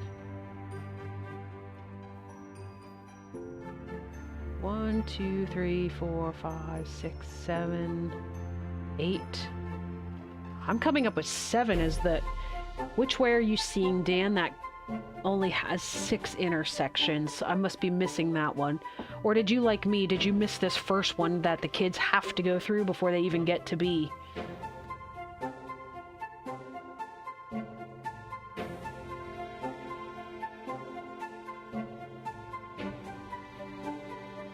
I'll bet the bonus question has something to do with these pins, doesn't it? Because I don't think the pins are necessary for this first puzzle. Alright. Dan says 6.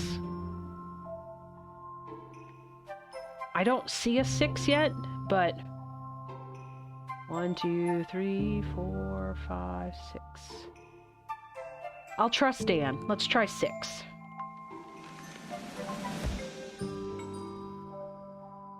Oh, you missed when you said yep, you missed that. Okay, so I should have done 7. Alright, 7. Let's try that. There we go. It was 7. Correct, 7's the smallest number of intersections they have to pass. I really hope they can get home before nightfall. Another piece. Alright, play the bonus question. It is well known that witches have a secret code that they use to protect their secrets. Do you think you could figure out their code?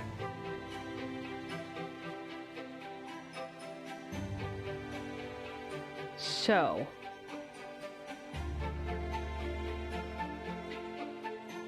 let's draw. So if we start at A,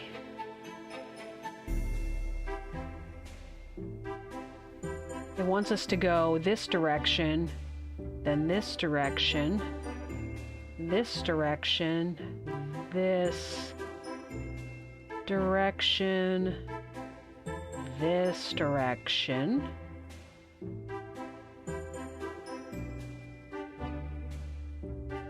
Then I think this direction, then this, or was I supposed to go down to B?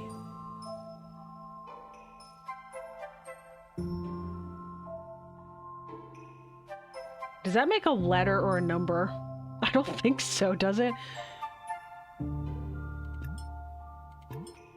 And then if we go...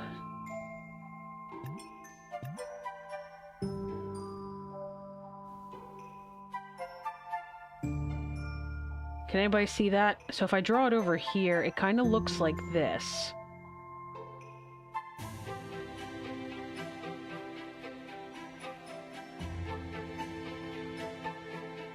Does that look like a number to anybody?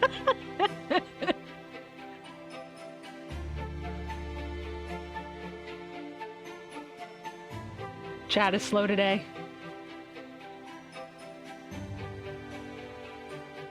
Measure the distance? Oh, look at Dan being all kinds of smart. Let's try that.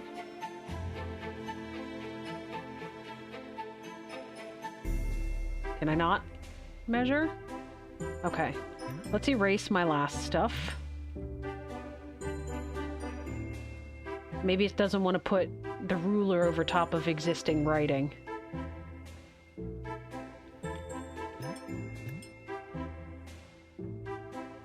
Okay, so 5. Whoops.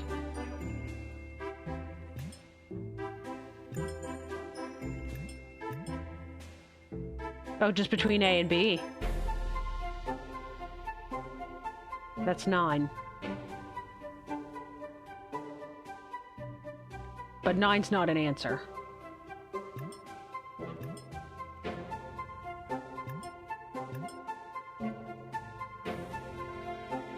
Four. 5. 4.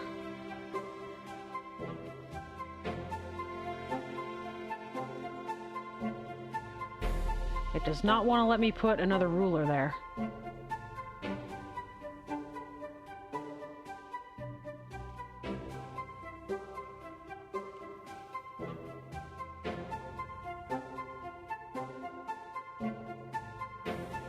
So what I had actually mapped out before, this is it.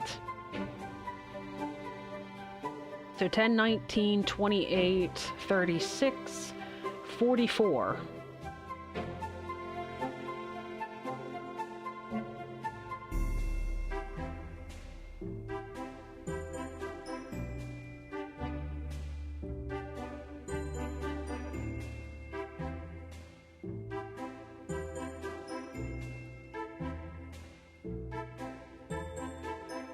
Distance between the 3 hats. Maybe? Can I do that? Can I overlap them? 8. 8. And 11. 1627? Steph actually came up with an answer that's actually on the board. Let's try it. Steph, look at you! Impressive, you managed to figure out their secret code. Wait, you're not a witch yourself, are you? Sneaky. Collective IQ. Cool. Alright. We found the daily book.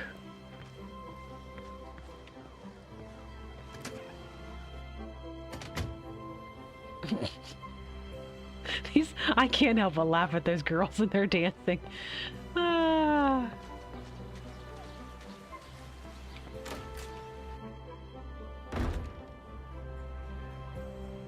All right. Where was the lockers?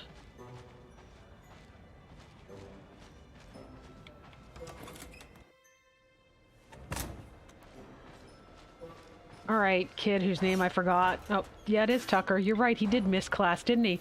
Did you get the key? Here you go. Oh, goody. Now get me out of here. Thank you, Sam. I owe you one. Any comic book you want? I'll let you read from a distance. Bye. Ah, that's funny.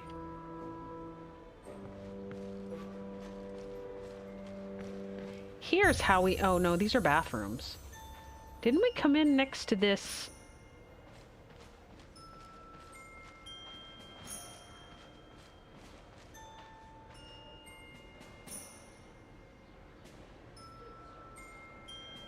Okay.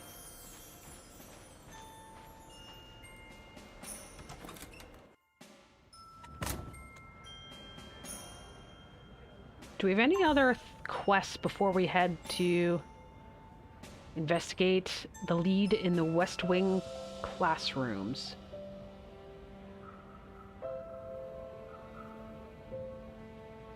Okay. Oh, look. Okay, so day 2. We did our first... This is our first day. We had history class, machines class, Tucker and Locker. Okay. So it gives us an agenda. That's what I was wondering. Like, I wasn't sure if there's anything else I'm supposed to go look for. Okay.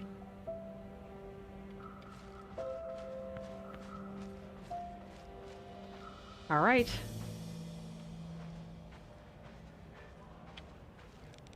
Let's go. Act natural.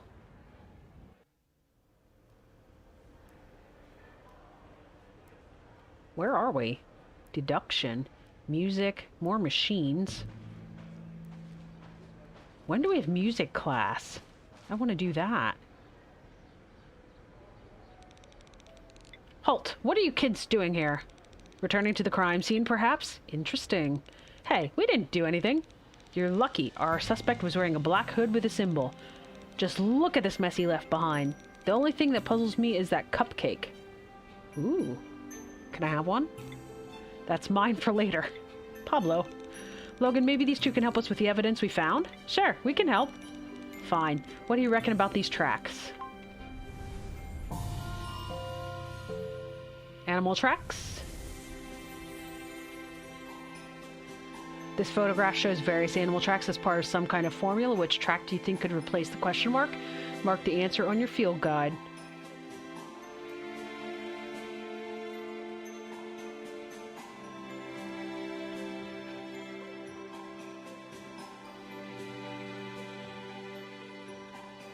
Okay, so I've actually figured this one out already as well. So if anybody wants to hazard a guess in the chat, I'll give you a chance before I give you my solution.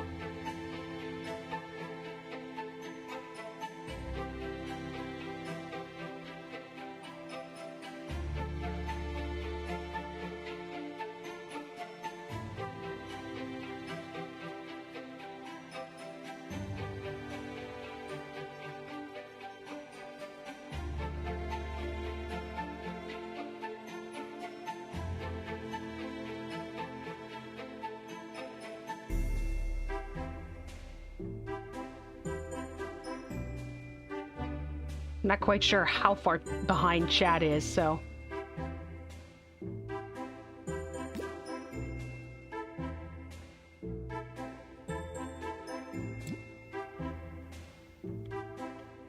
Steph says bear.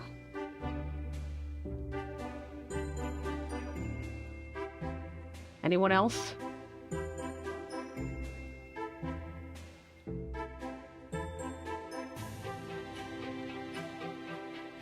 All right. In 5 seconds.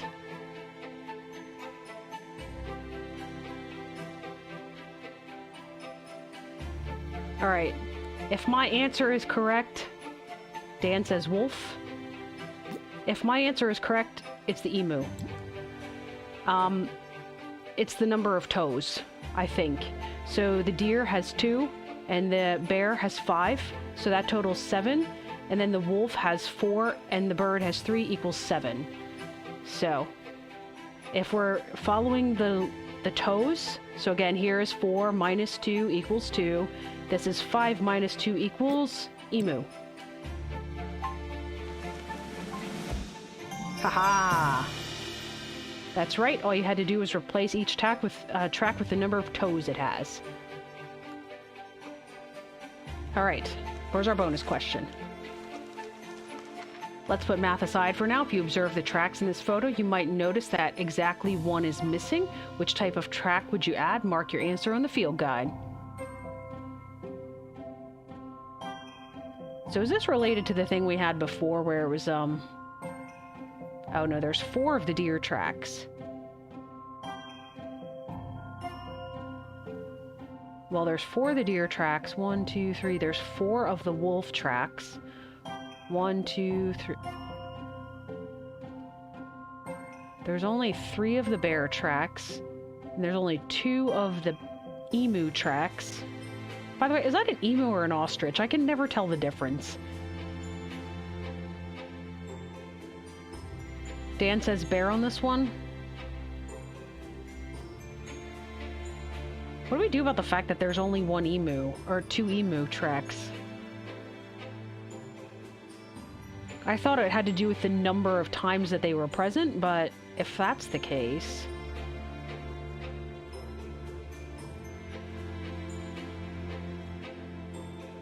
Let's go with bear. The first one after equals? Oh! Hi, that's a good call, Dan. Let's try that. So basically this would be wolf, emu, deer. So he's thinking bear because it's the first one. Let's try it. Hey, Dan gets 10 out of 10. Nicely done. You're a natural at animal tracking. Now the number of legs each animal has matches. Oh, it had nothing to do with the equal sign. It was the number of legs. So the emu was only ever supposed to have 2, but we needed to have the bear because it was only present 3 times, but it had 4 legs. Wow. It was a really good guess, Dan, based on completely wrong logic. I like it.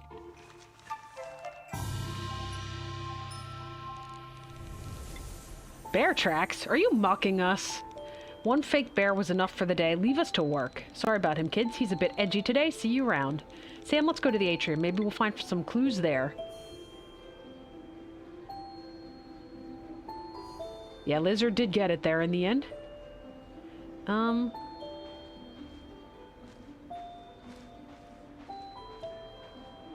Hey, chocolate bar. Thank you.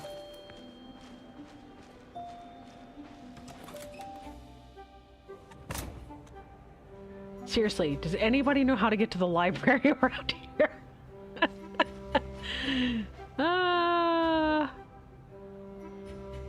Yeah, there's the dormitories up there, and there's dormitories up there.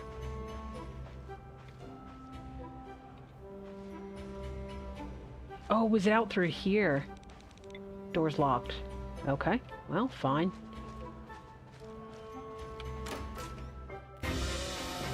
Whoa! There's our shimmery bear again, who's chasing Ron around the, What the? Guys, we were studying and Dom went out for some fresh air. Then this bear appeared out of nowhere. We have to help him, but how? Look over there. There's a sorcerer? What is a thing? And what are those sparks around it? I'm not sure, but that up there must be the guy who broke in. And listen, you hear that noise? The rumble, almost like it's alive? I don't know how, but I have a feeling all of this is connected. We have to get up there. Okay, you stay here and help Dom if you can. Got it. Dom, hold on. Sam, let's hurry upstairs.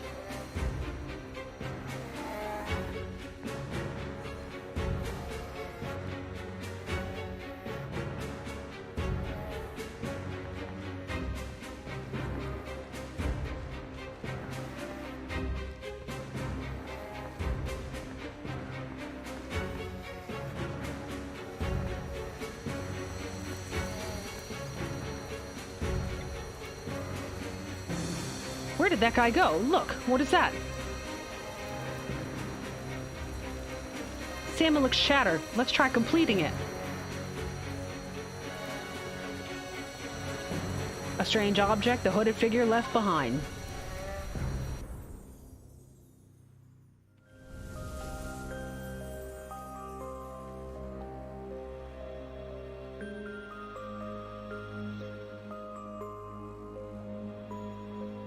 How am I supposed to turn these items?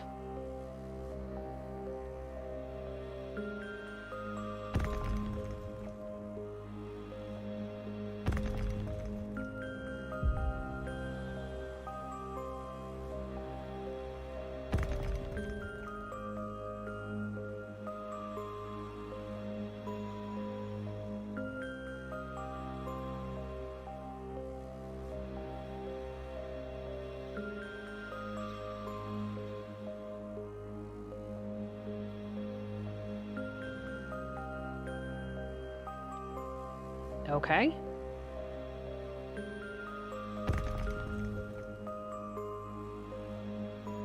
There we go.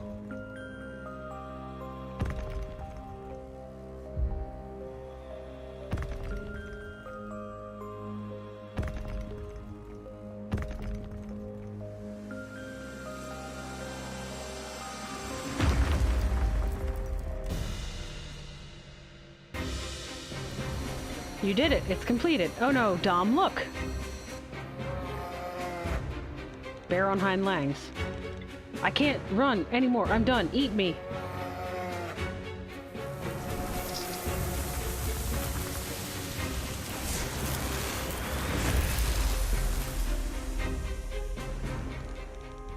What was that? Dom, are you okay?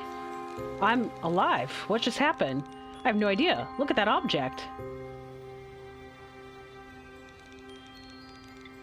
Take it, Sam. Keep it safe. Come, guys.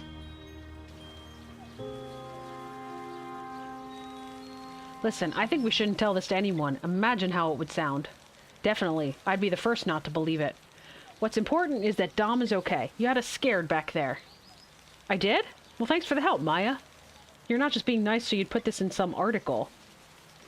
Believe me, I wouldn't know how even if I wanted to. I'm no expert on wildlife, but that was no ordinary bear. I know, I can't explain it, but it almost like it was Like it was what? Well, like it was some sort of projection, like it wasn't really here. Wasn't real? Sure looked real while you were running from your life, for your life from it. Well, you know, better safe than sorry. Something is definitely off here, and the mystery man makes it even stranger. I'll start digging around. Sam, meet me in the library if you want help. If I could find the library, we could have this conversation. Oh, but it'll give me a map marker now. Let's disperse and keep quiet. Later. Eternal tree. The eternal tree was planted when the constructions of the academy started in 1530. Proud, it stands still. It may live up to its name as a testament of our bond with nature.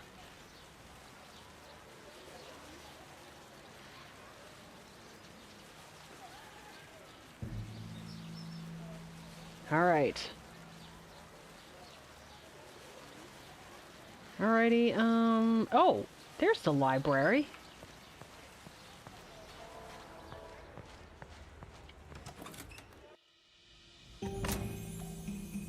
Okay, she's sitting there, but I want to go up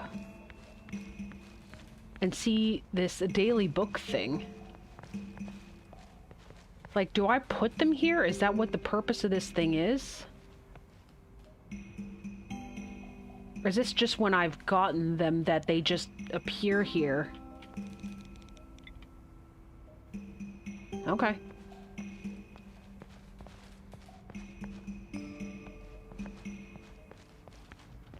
Wait, there's something up there, and there's, of course, Hermione over here. Hermione, aka Maya. Hey, Sam, I started working on my article. I could use some help. With what happened with the BEAR, we need to shed some light on things. She's in a school, and she's spelling it out like there's, like, 3-year-old children running around. I'll need you to interview some people. Are you in? Sure.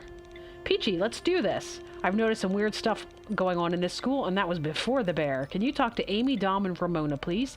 Ask them if they've experienced anything out of the ordinary. Got it? Got it. Okay, don't take too long. Okay. Let's go out here, I suppose.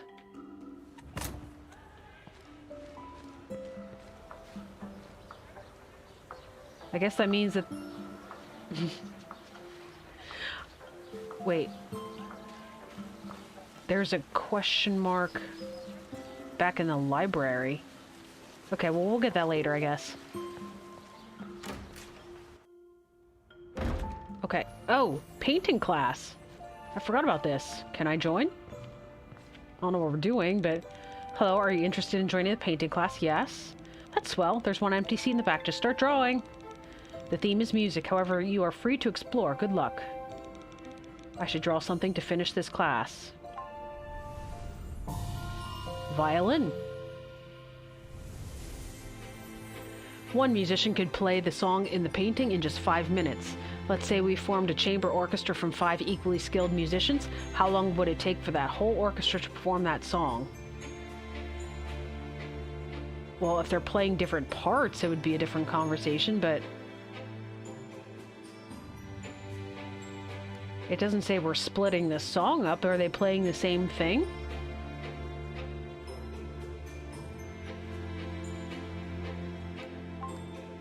I'm going with 5 minutes. We'll see if it's another trick question. That's correct. This question could mislead some. An orchestra would perform the song in unison, so it would take just as long. Wait, did we get another piece? Okay, play now. This painting shows a violin from Vincent's good friend Dante. Under the violin is a music piece that Dante himself composed. Do you think you could figure out which hand Dante used to write down the music notes?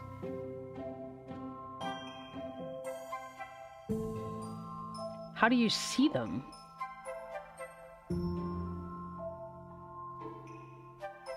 Oh, I don't think it has anything to do... Does it have anything to do with the actual book itself, or is it the placement of the bow? Because... I mean, the notes look fine, if you can even see them, but the bow would be placed in such a way that the person's left-handed. Oh, let's try it. That's right, you have a good eye. From the way that the violin is worn out, you can deduce that Dante was left-handed. I didn't even notice that the violin was worn out, actually.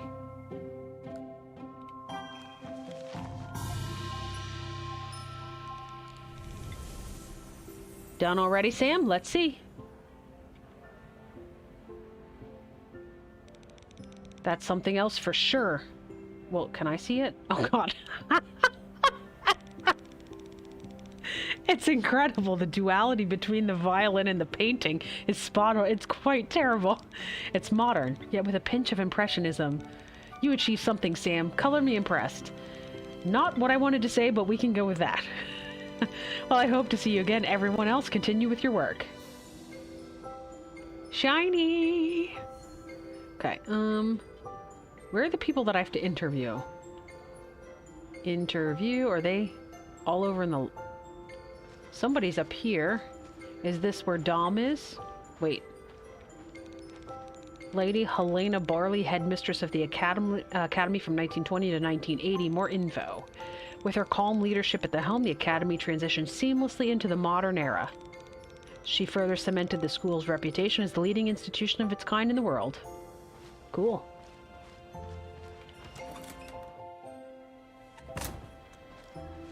Right, wait, this is BO2. Oh, go to bed. I don't want to go to bed yet. I'm supposed to... Oh, Dom's in the library. That's why I kept sending me back there.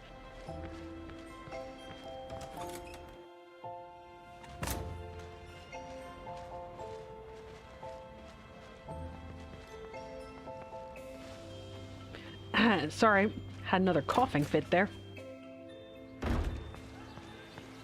Alright, Dom, let's find you about the, article. There you are. You red-headed devil, you. What? You scared me. You're not a bear, right?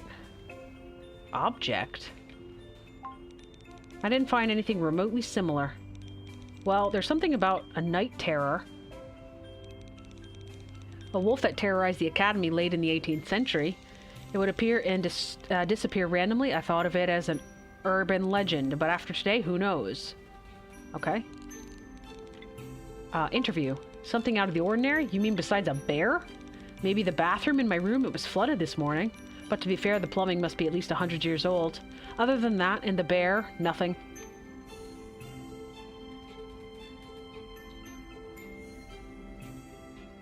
I'm supposed to interview 2 more people who appear to be out here.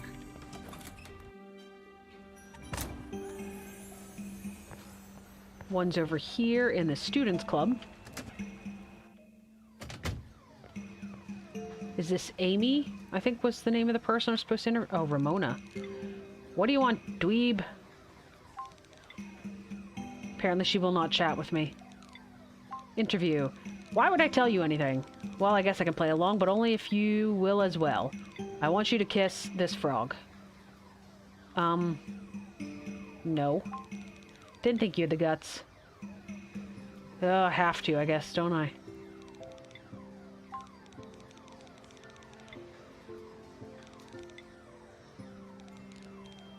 Anything strange? I don't know. One thing was kind of weird.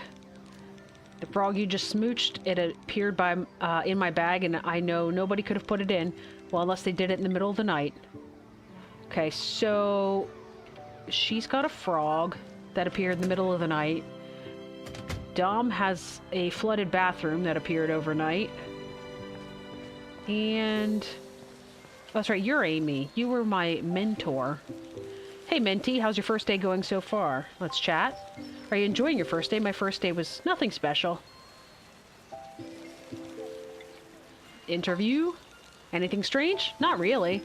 Well, nothing. I was taking a shower and I felt the ground shake a bit, but maybe I was still sleeping. Later, Sam. Okay, let's go back now and talk to Maya.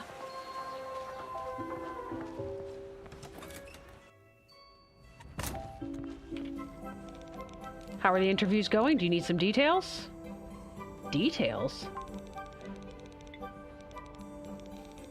Dom, you met. He's here in the library, still studying even after running for his life. Amy, I've got a feeling she likes nature. Try the atrium. Ramona, sister of she's sister of Cornelius. She's only marginally better. She's probably in the student club messing around. Okay, well, I already did all that. I'm done. Come on, spill the beans. Let's hear it. Bizarre. This is way more than I expected. Plenty of material for the article. Care to help? Sure.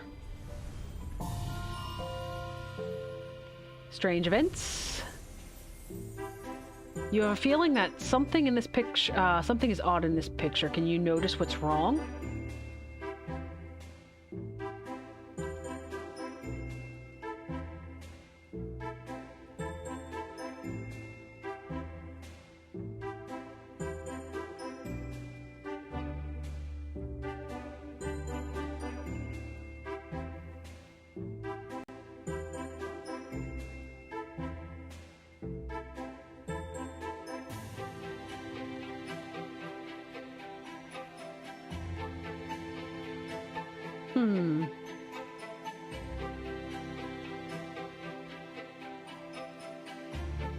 I am not 100% sure.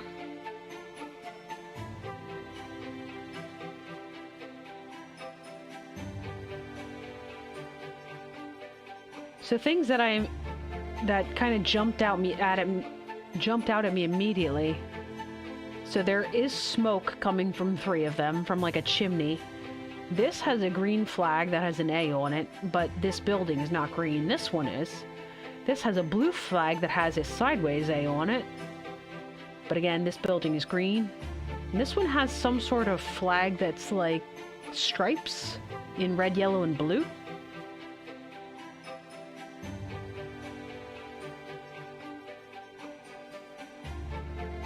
This one has a circular window, however. That's abnormal amongst all the other ones. All the other windows are squarish. Let's try that. Nope. Alright. Before I try anything else, like a hint or something like that, does anybody else have any ideas? This one's got some blinds that are partway closed.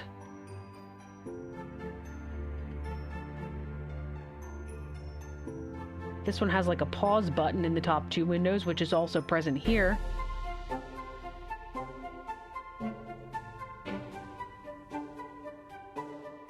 Oh, this one also has smoke coming out of it. The blue flag is going the wrong way for the wind. Look at the smoke. Oh. Let's try that. That's a smart idea, Dan. Alright. Good job, Dan, Lizard. You have an excellent eye. It's so strange how that flag is flowing in the opposite direction from the wind. Okay. Oh, we got another diary. We have to look at that. I think we have almost all of those now. Strangely, all buildings in Arbor were made with the same number of windows on every floor. Maya wants to know the total number of windows on the yellow A building.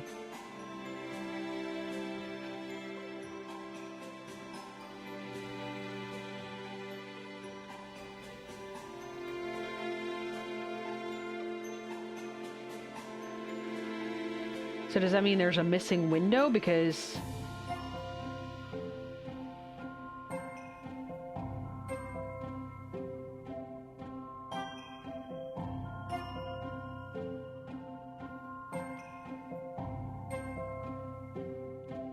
I'm not quite sure about this one. Because this one only is 2. I mean, I guess if you count this as like a single pane window that just happens to have a vertical brace between it. But then this one only has 1.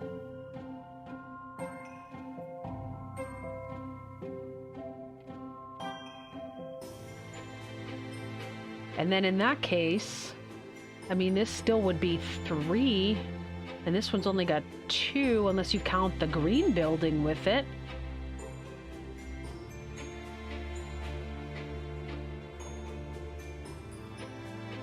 So right now, I mean, when you count it, there's 10.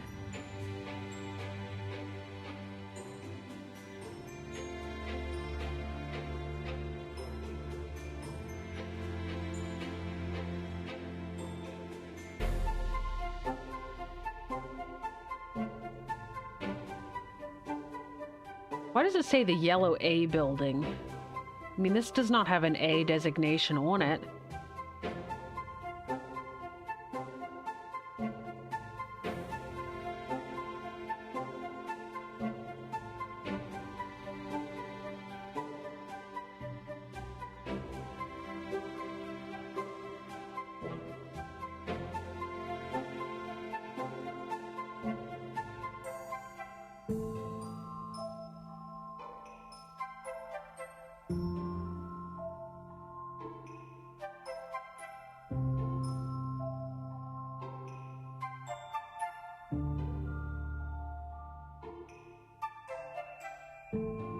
So if you use this one as like a template, this has 15 total.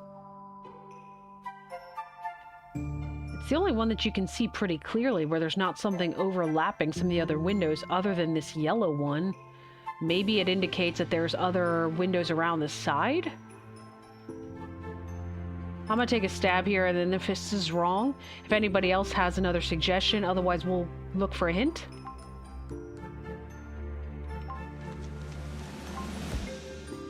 It is wrong. Anybody else want to hazard a guess?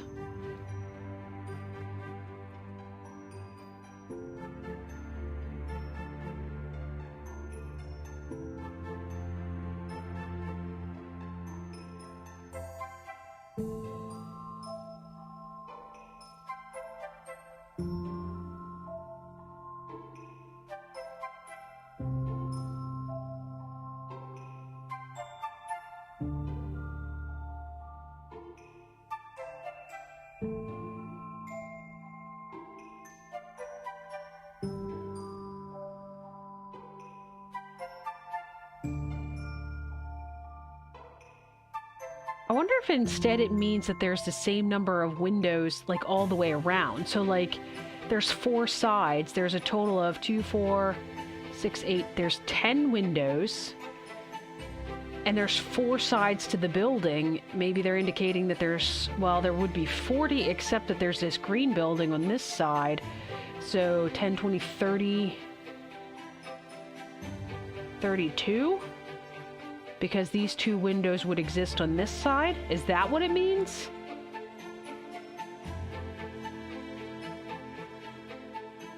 Steph says do 10. Do we do 10 or do we do 32?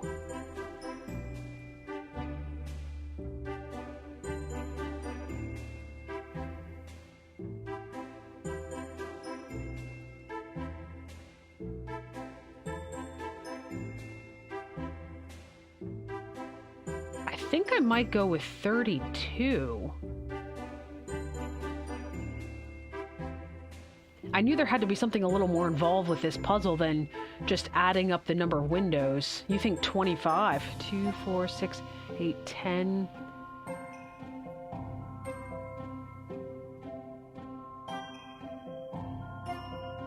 All right. Dan thinks 25. Steph says to do 10. I was thinking 32. Should we do a hint to try to help us gauge the appropriate answer before we get it wrong the second time?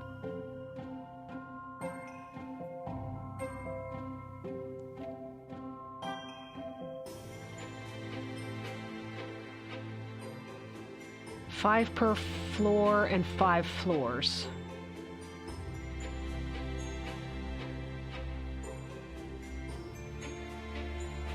Lizard's got nothing. I'm gonna peek at a hint. Don't forget that the yellow building has 4 sides with windows. Okay. Apologize if you just heard my dog snoring in the background. Yeah, I think that what we're looking at here... So the bottom floor would have 2 on this side, 2 on this side, and then 2 on the back side. So it would be a total of 6, because there's not any on this side.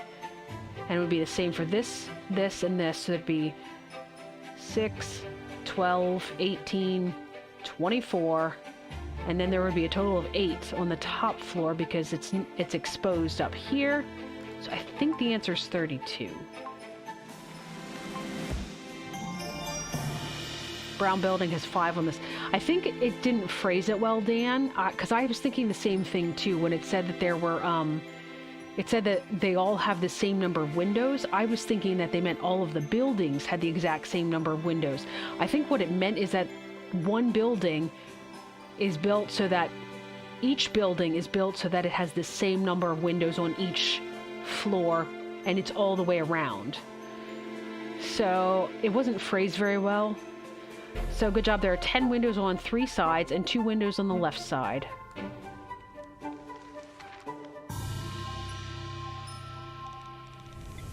So I can understand your confusion, because I had the same level of confusion when I first looked at it too, until I realized that it might be not phrased very well. We did a great work, Sam. All right, Maya's article's completed. So where is the...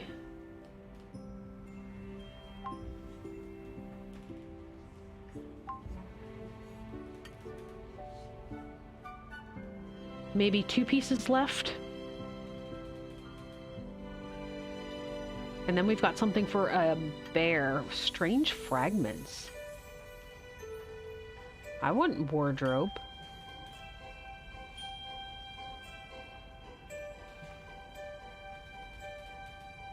We got badges for different things.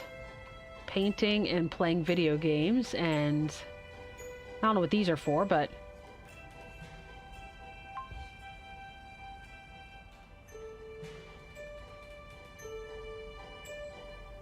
it's gonna sound dumb, but I wonder what the classes are for tomorrow.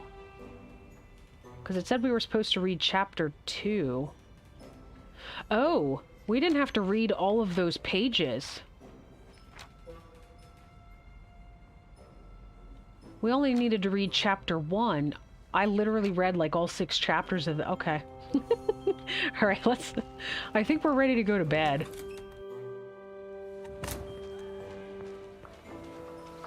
We've done our daily puzzle from the collectible book that we found.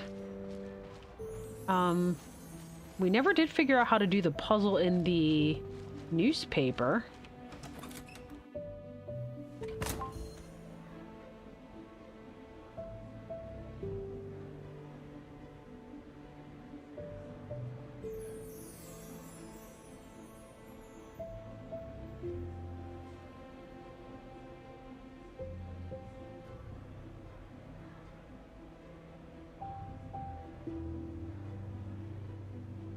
Yeah, we're literally on go to bed.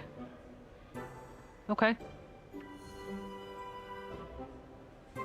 I still want one of these papers. I want to know why I can't do a puzzle like Dom was doing.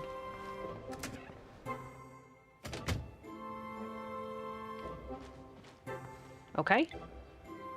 Let's go to sleep, I guess.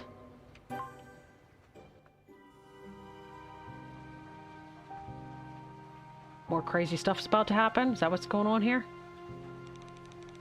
Good morning, Sam. Thank you so much for saving me yesterday. I owe you big time. So to keep my word, these are my favorite comics. Which one do you want to borrow? Incredible Puzzle Man or Riddle Master, guys? Let's take a vote. If you want Incredible Man, Puzzle Man, put 1 in chat. If you want Riddle Master, put 2 in chat. Whichever one gets the most votes, that's the one we're going to take. So which one of you is a Riddler?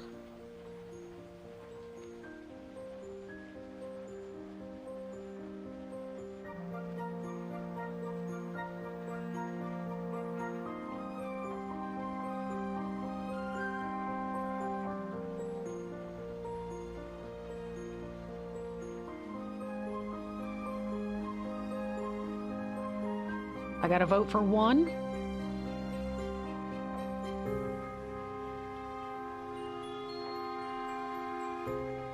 Steph says 1. Well, unless Geeks woke up or anybody else joined chat. Even if Lizard, if you would pick 2, I think you would be outvoted at this point. Lizard says 1. Alright. We're going with 1. Great choice. I'll leave it on your desk. Read it whenever you want. Did you notice the rainfall outside? It's really heavy. Nature class is postponed until after it clears up. Lucky for us. Oh, and what's the strange cube in your closet? Looks ancient. Where'd you get it? I'd say see you around, but with this fault. What were you doing in my closet? Just saying.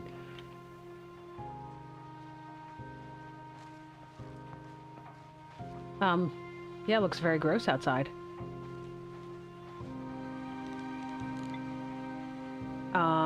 Should I study? He just said he was going to leave the comic book lay on my desk. Does that involve studying? Oh. I just got a shiny for that, is really what just happened. So that's a, what, a collectible? Huh. Check us out. Oh, there's more pages to this. All the rest are blank, though.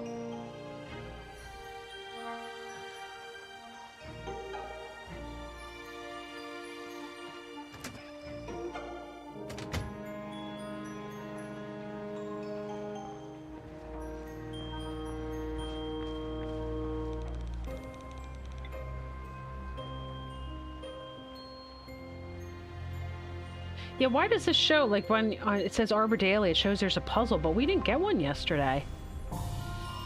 All we got was like we could read the headline. School break-in kick starts the semester, perp still at large with no suspect in sight. That's why! We had to turn it on the back. How do I find the Alright, well, we're gonna have to find the last paper. Place the numbers in the empty fields with the following rules. No two identical... Is this like Sudoku?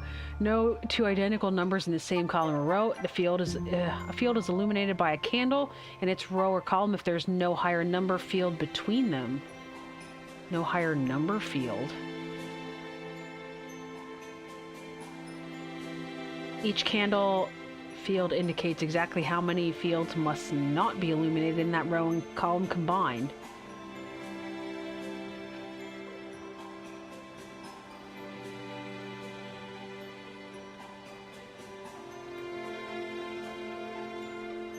I don't know if I understand items 2 and 3.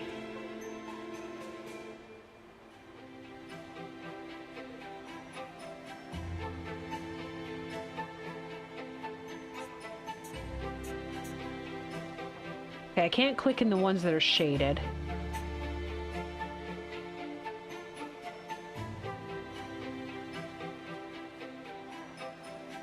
So I think it's just kind of like Sudoku.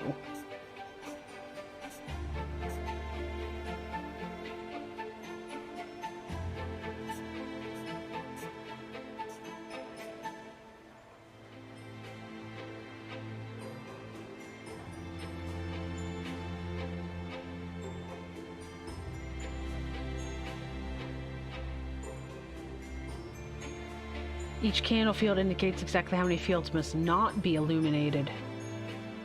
Oh, so this is wrong because one of these is not supposed to be illuminated?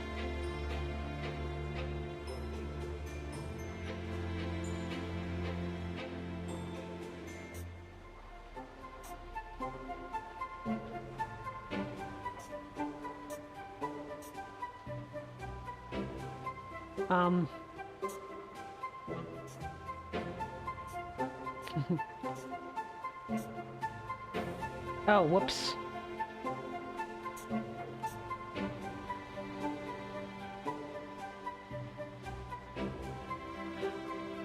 I'm a dope. I can't do this one like this. Let's do...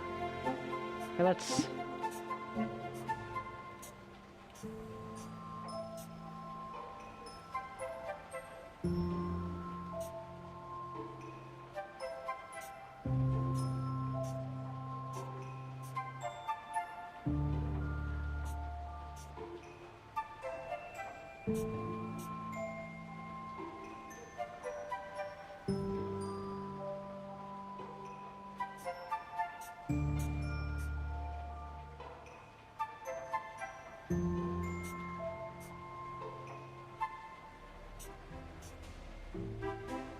So this works, but I don't quite understand all the illuminating thing. A field is illuminated by a candle in its row column if there's no higher number field between them. Each candle field indicates exactly how many fields must not be illuminated in that row and column combined.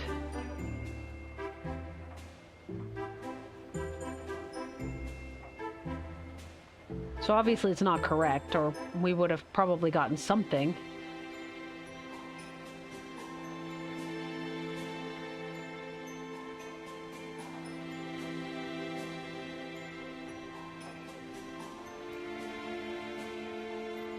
If there's no higher numbered field.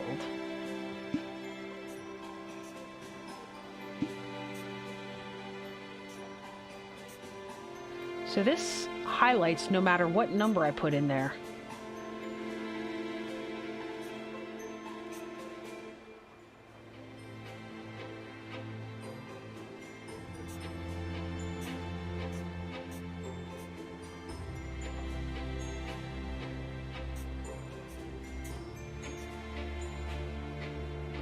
Yeah, I think they only want it one way too. I'm just trying to figure out what they mean by like the highlighted and unhighlighted parts. Let's take this for later. I think we can do that. As long as I can find them again. I guess that's half the battle.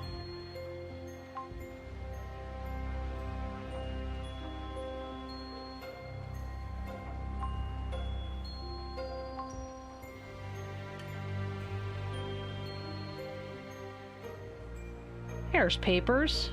What was yesterday's paper about?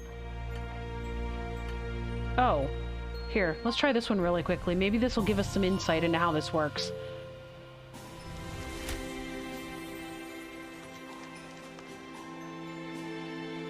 No two identical numbers in the same column or row. A field is illuminated by a candle in its row or column if there is no high... Okay, yes, it's the same rules. So if I put 1 and a 2 here...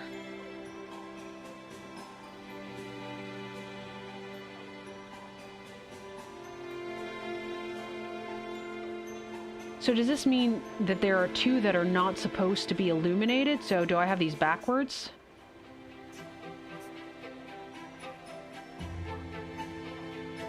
Oh, one of these filled in.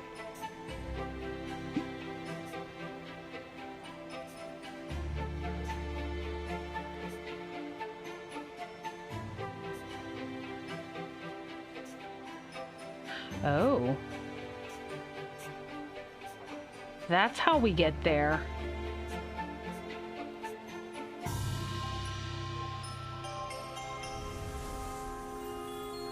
Hey, we solved that one. Alright, well, we'll still do the other paper later. Let's go do something fun. Unless you think... Do you think you had the answer, Dan? We can hop back into it if you think that you knew how everything was supposed to go.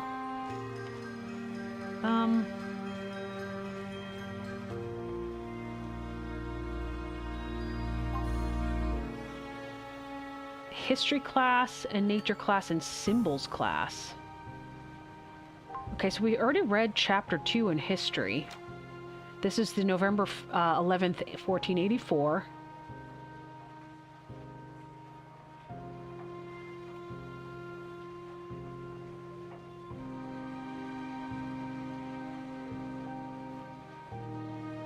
Okay, I think I know history well enough that we're going to history class. It is very dark in here when it's raining outside, just saying.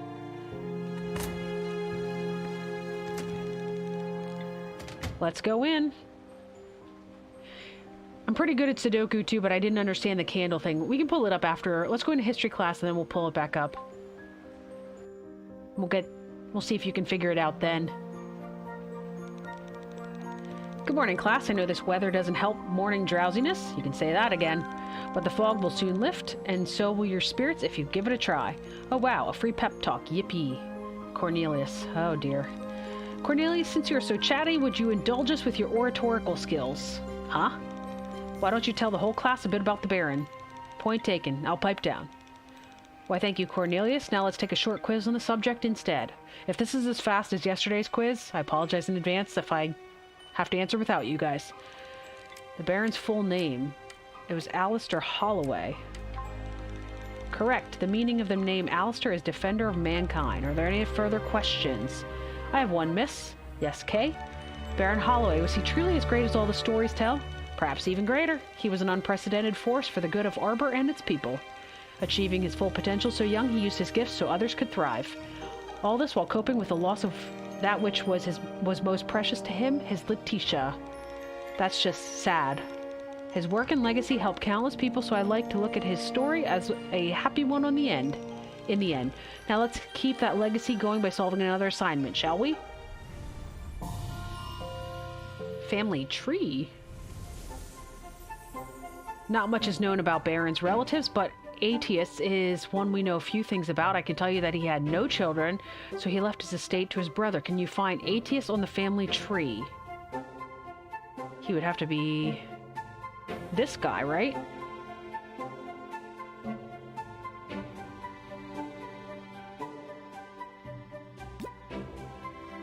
This is the only one that has somebody who does not have a spouse, and it's a man related to a man. So, well, okay, I'm assuming, yes, Aetius is a he name. I had to go back and look at my pronoun and make sure that that's not a woman's name. Just not a common one.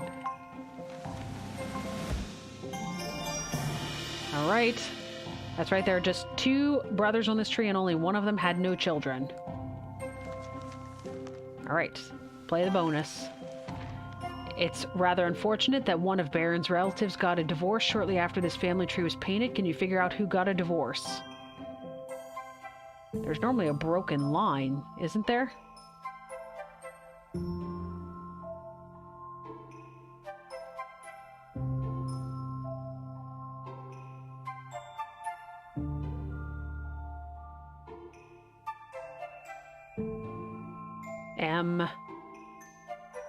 These don't have a broken line, and I don't see any indication. These people had like 4 girls, or 5 girls.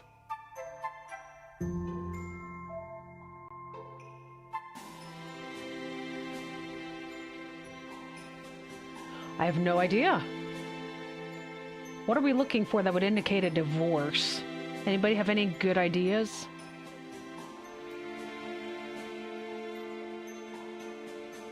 Wait, shortly after the family tree was painted, would it be these 2? They would be the one that would be... If this was painted all at the same time, they would be the most recent ones to be added to the tree, because all these women aren't married.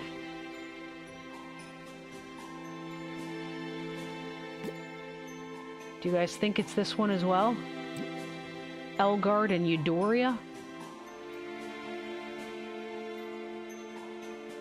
Because normally you don't...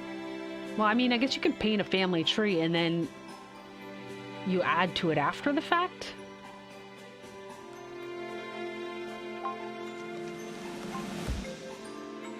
Faces the opposite directions. Ooh, good call, geeks. Let's do that. These are the only 2 that are facing the opposite direction. Because facing towards each other probably indicates that they were still married. Geeks woke up just in time to have a genius answer. Correct, whoever painted this family tree must have noticed that these 2 didn't like each other. They're the only couple that wasn't painted facing each other.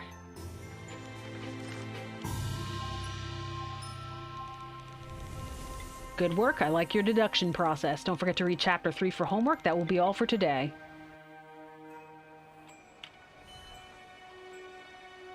And we are shoved back out in the hallway. Alright, so I promised Dan that we would go back to the Sudoku puzzle.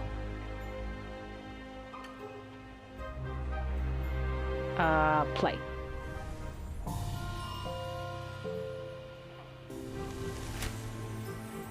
So they seem to...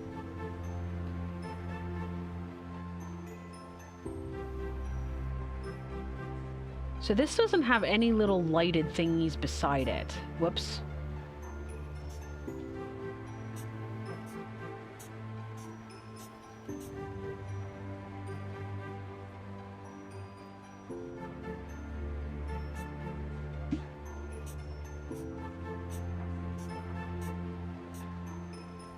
Okay, so 1, 2, 3.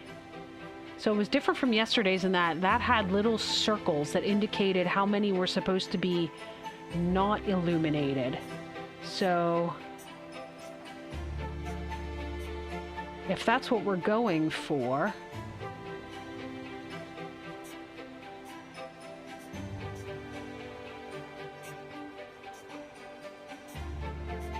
Hey, we got it. So now we just need to do a 3 here and a 2, 3 here. Oof. Yeah, doing the first puzzle definitely helped. Because I did not understand those instructions up until that point. Alright, what are our tasks for today? Alright, let's try to get to these last 2 classes. And then we might try to end for the day. Just because I know it's getting later. And I will have to soon feed my dogs. They will start yelling at me.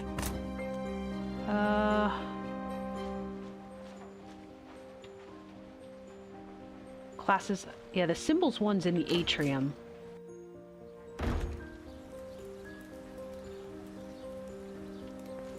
Maybe over here? They said we weren't supposed to go to that class until it cleared up.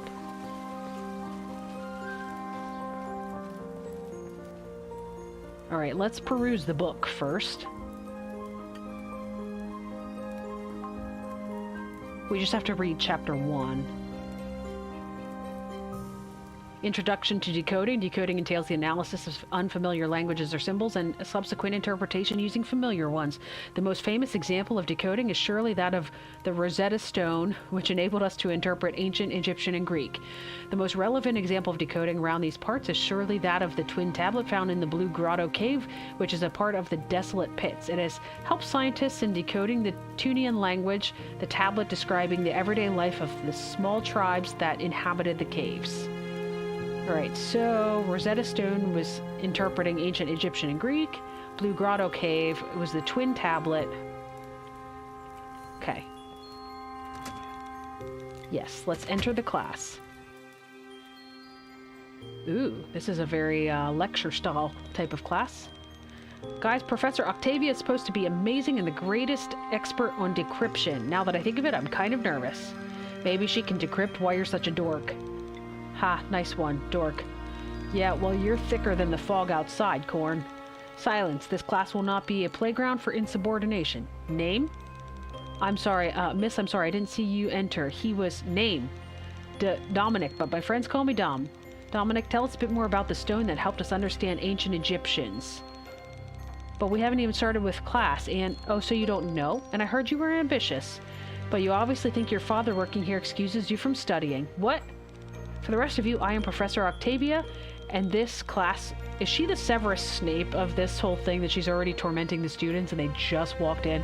And this class will prove whether you are up to the school standards. Enough small talk.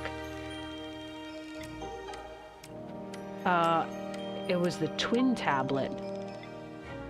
The Rosetta Stone was the ancient Egyptian one. Correct lucky guess, I suppose? Symbols from which cave? Oh, the Blue Grotto. Correct. At least someone knows something in this classroom. This was only a warm-up. Let's see how you handle a real challenge. A pyramid. I've got a dice. And we've got a pyramid. These strange symbols seem to represent digits. If you can deduce their meaning, you can tell me which number should replace the question mark. Where's a question mark? Oh, here.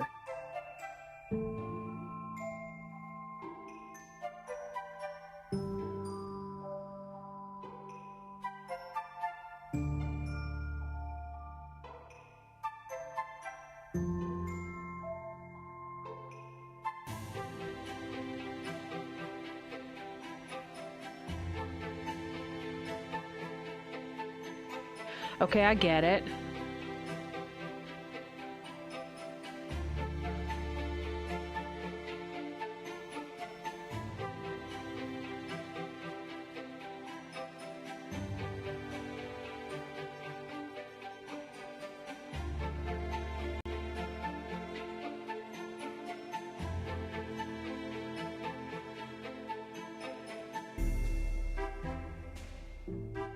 When I say I get it, I get how these digits make up these symbols.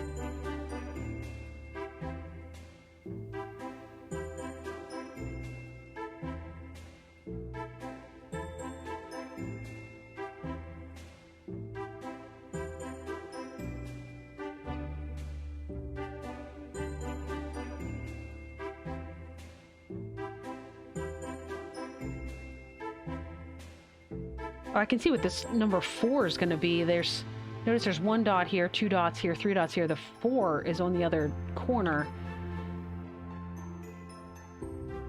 Okay, so if... Oh, so I was adding them together. Okay, so this would be...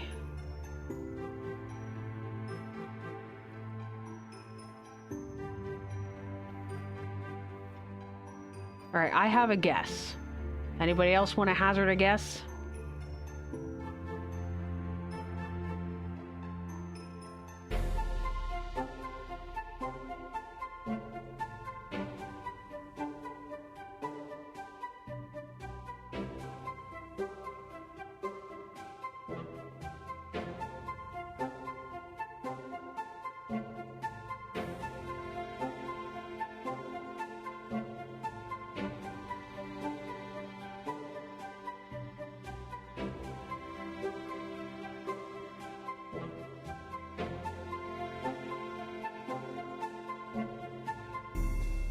I'll give you a couple more seconds. Dan says 65.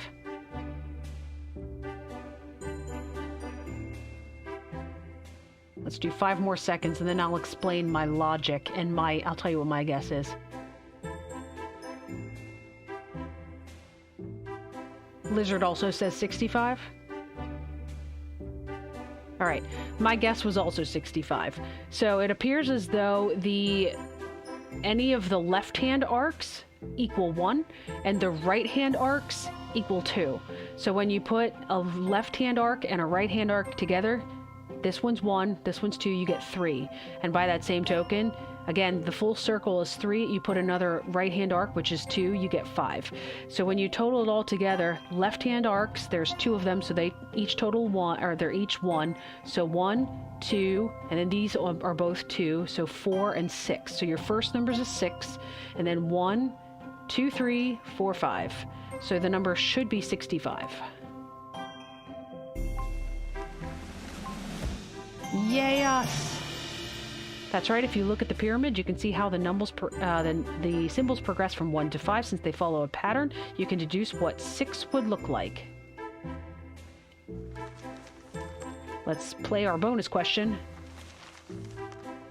I have something else for you now. Look at the symbol on that piece of paper and try to find it in the photo. The symbol on the piece of paper. This piece of paper? Because we already know that it's going to be back here. I mean, you can't actually tag it. Is it going to fight me for that?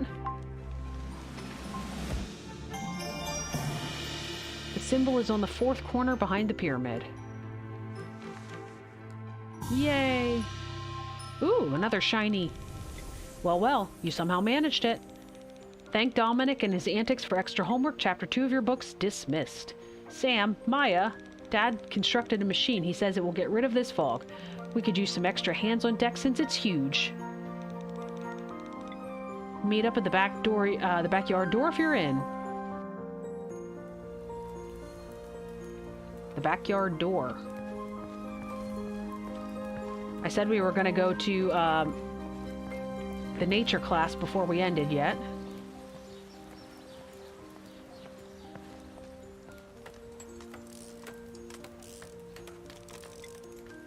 Guys, you made it! Phew. Boy, is this thing heavy. Dommy, are these the friends you've been telling me about? Dad? So, what have you been saying about us, Dommy? First, Octavia grills me, and now he seals the deal. What a day. Oh, come on, Dom. Just relax. Children, pleasure to meet you. A friend of Dom's is a friend of mine, and thank you so much for helping. Now let's get this thing up and running. We could all use some sunlight.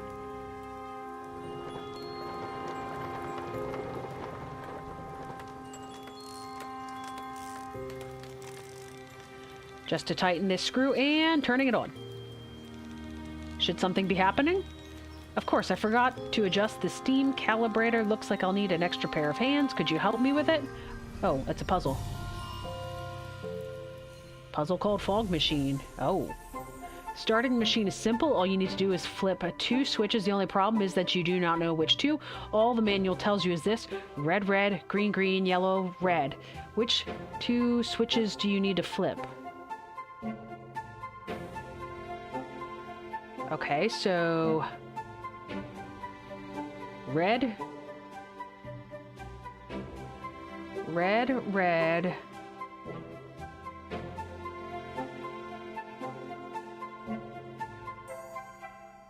That doesn't work.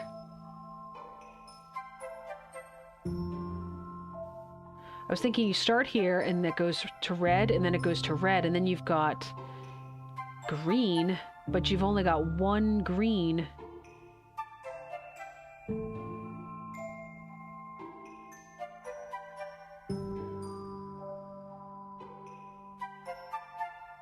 Red, red, green, green, yellow, red.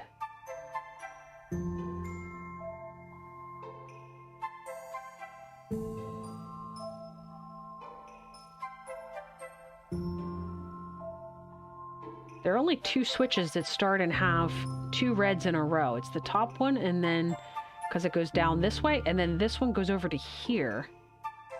Oh, no, no, this one does. Well, that still doesn't help. Because it goes red, red, green, but there's not another green then.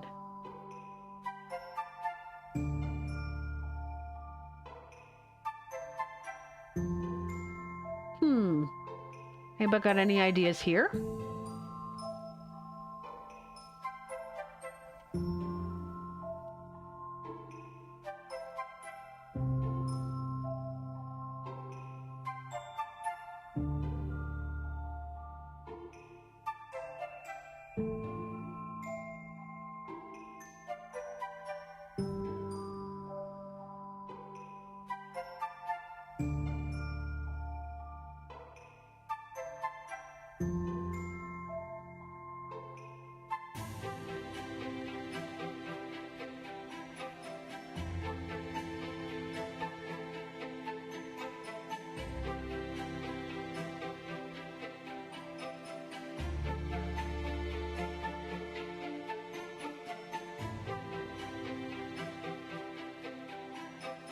Or do the 2...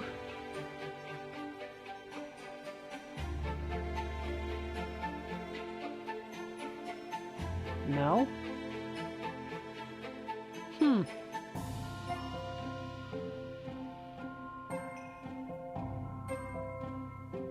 Alright, who needs to be the smart one for the collective IQ on this one?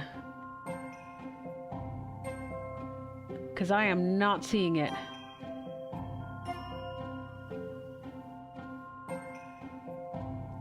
It doesn't have anything to do with the numbers, does it?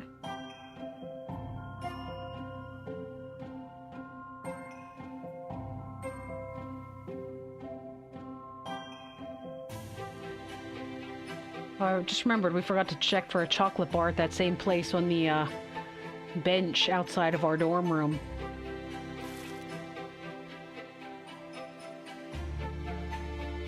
I might go ahead and use one, guys. You may have figured out that you have to find a path through the wires to hear something that you may have overlooked. Nothing is stopping you from backtracking. Oh, jerks. So red, red, green, green.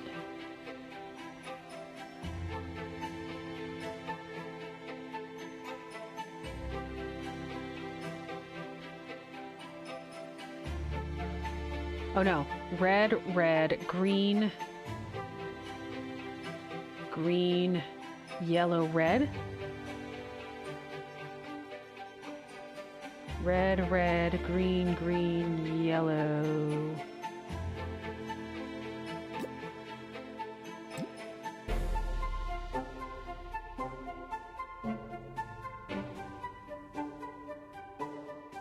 Yeah, because if we use this switch, I don't think we get the whole way up to this other... So if we did red, red, green, green, yellow, red, we get stopped on the 0.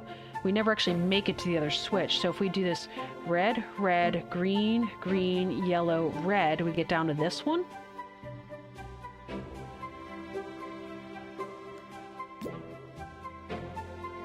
Dan agrees. We're going with it. Hey. Correct. Those two switches are connected with the path noted in the manual. The tricky part was to realize you need to backtrack at some point of the path. Alright. Bonus question.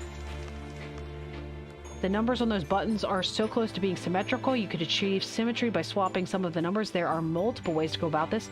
So what is the lowest possible sum of all the numbers you would swap?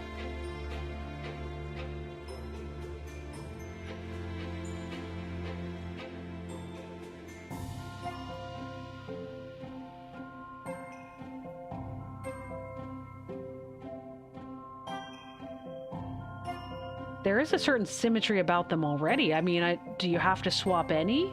I mean, so you could swap like 1 and you could swap maybe like the 2 and the 3, and then you would have 202, 414, 303, but there's already symmetry. I mean, 313, 212, 414, 010. Why do you have to swap any?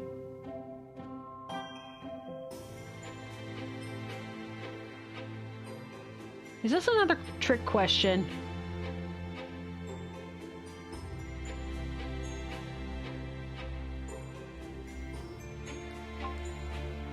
I'm gonna try it. Nope. It does not like my form of symmetry. So I guess then if we were intending to like take it and fold it in half, you would swap, I guess technically you have to swap 2, because you're only making 1 swap, but you're swapping 2 numbers. Oh, it's the sum of the numbers. Oh, so if I swap the 3 and the 2, the total would be 5.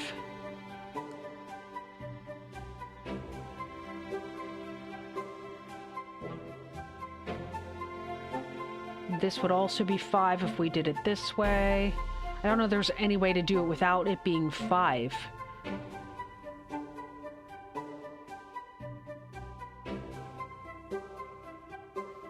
In any case, you've got to swap a 2 and a 3. So I think the sum is going to be 5.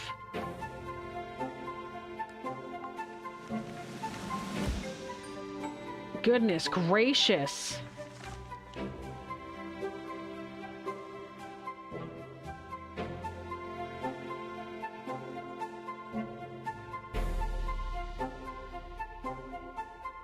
Yeah, sneaky words, except I'm apparently not correct.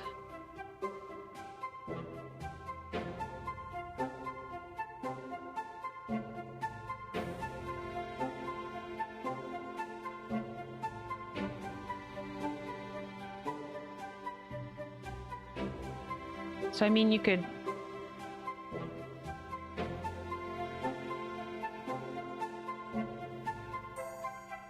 If you're trying to keep the numbers down, you could try to swap things into the 0 position, but there's not going to be symmetry. I mean, I could swap this out with a 2 and then put a 2 in the middle and... Well, maybe that... No, because then you still have 3s on the corners.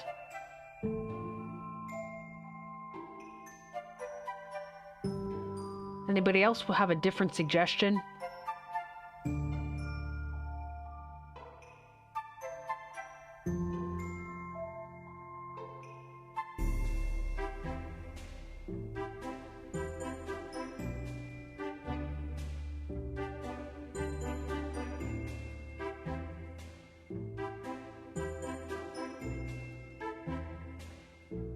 So are you thinking just the total number of tabs then, Steph, that you would, the original way we were thinking? So like you are swapping this one, and so there's 2 different tabs?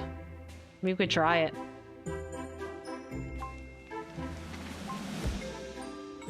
Nope.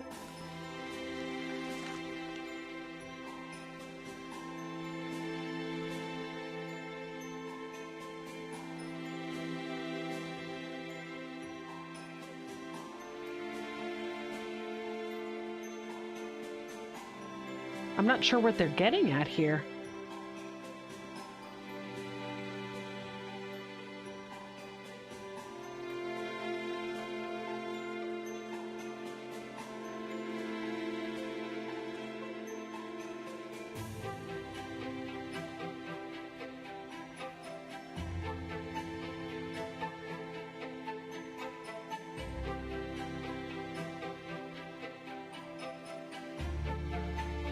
Dan says 1. Why 1? Well, if Dan's right, it'll tell us why. Oh my god. Alright, we're left with 3 and 4. I would say we could use a hint, but we've got a 50-50 shot of getting it right now. Let's go 4. Hey, it's 4. If you swap 0 and 4, you can achieve a diagonal symmetry.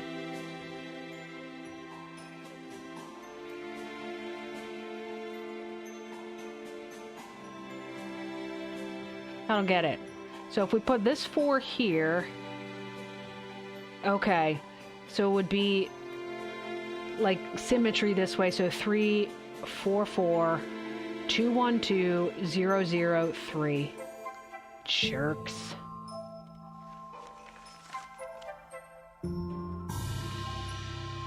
Bunch it. That's the lowest we've gotten.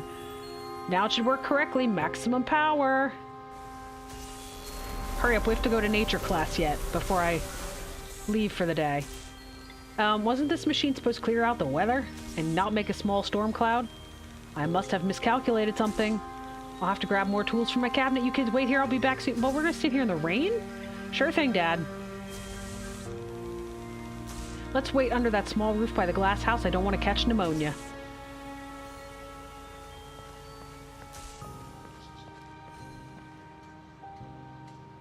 Yes, can we go in and have class? What a start to the year. First that bear and now this weather. Me, I take the weather over that bear any day. Fair point. Hey, what's up with Octavia and you today? Oh, please don't remind me of that. I just hope that doesn't affect my grades. You'll manage to shine through, I'm sure. Speaking of which, I can't see a thing in this fog. Maybe you should use impervious on your glasses. Hey, Dom, is your dad back yet? I don't know. I can't see a thing. Maybe he is. Someone should go check. Not it. Not it. Hey, Sam, seems like you drew the short straw. I love my dad, but pneumonia would end this school year before it has even begun. I just want to go to class. Oh, no!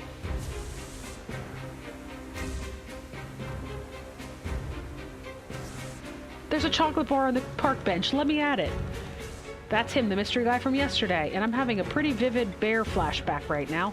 We have to see what his deal is. Quick, let's flank him so he doesn't escape. Flank? Yes, Captain Maya. Sam, you take this side, we'll go around. Go, go! I will get the chocolate bar first, I'll have you know. I'm going this way, apparently. To the crypt? Oh god, that sounds great. Okay.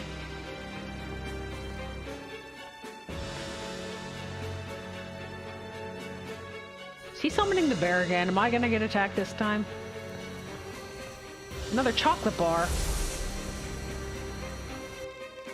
What? Where'd he go? He was just here. I have no idea, but look, he's left what he's left behind again. No bear better come popping out of there. Sam, looks like we're gonna have to solve it again. I just want the chocolate bar. Can I have the chocolate bar first?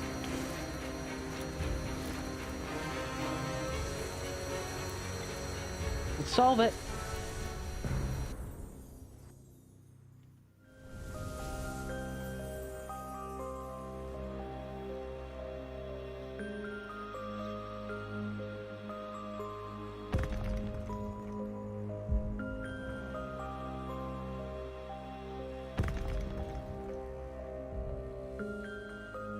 Oh, I didn't realize I could turn this thing.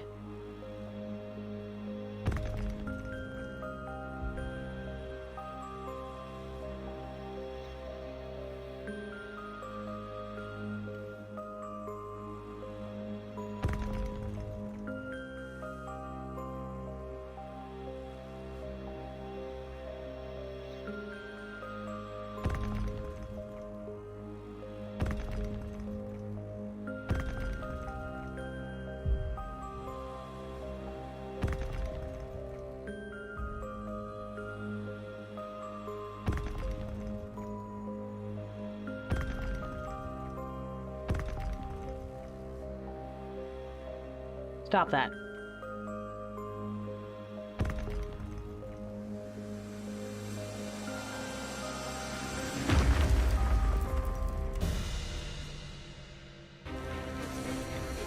You did it. It's completed. Look.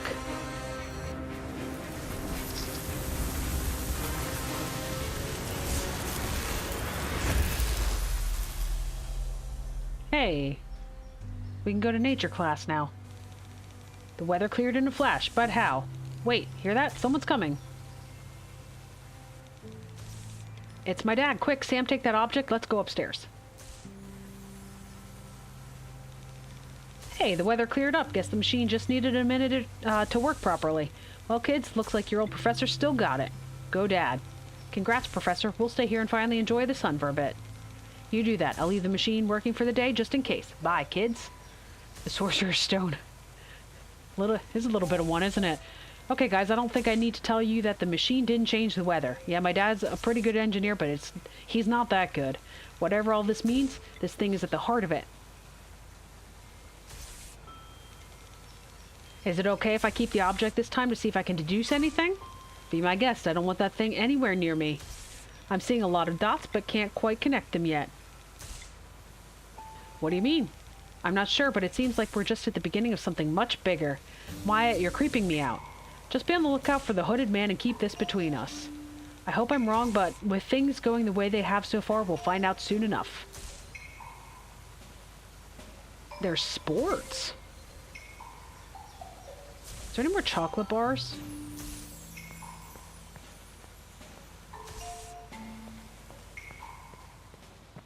On any of these benches? I will take chocolate bars. Okay, so let's go to nature class. First, we gotta read the book, though. Nature class?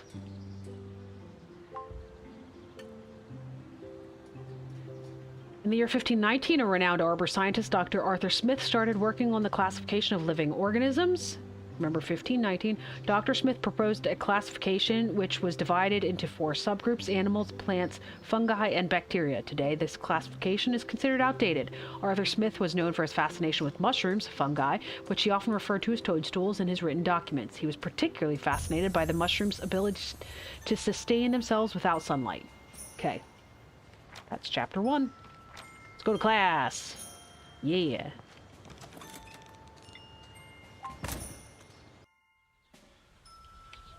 Well, hello, Professor Grubbly Plank. Or no, wait, no. Grubbly Plank is the fill-in for Hagrid. Sprout. Why, hello there, little... Oh, God. Hello there, little sprouts.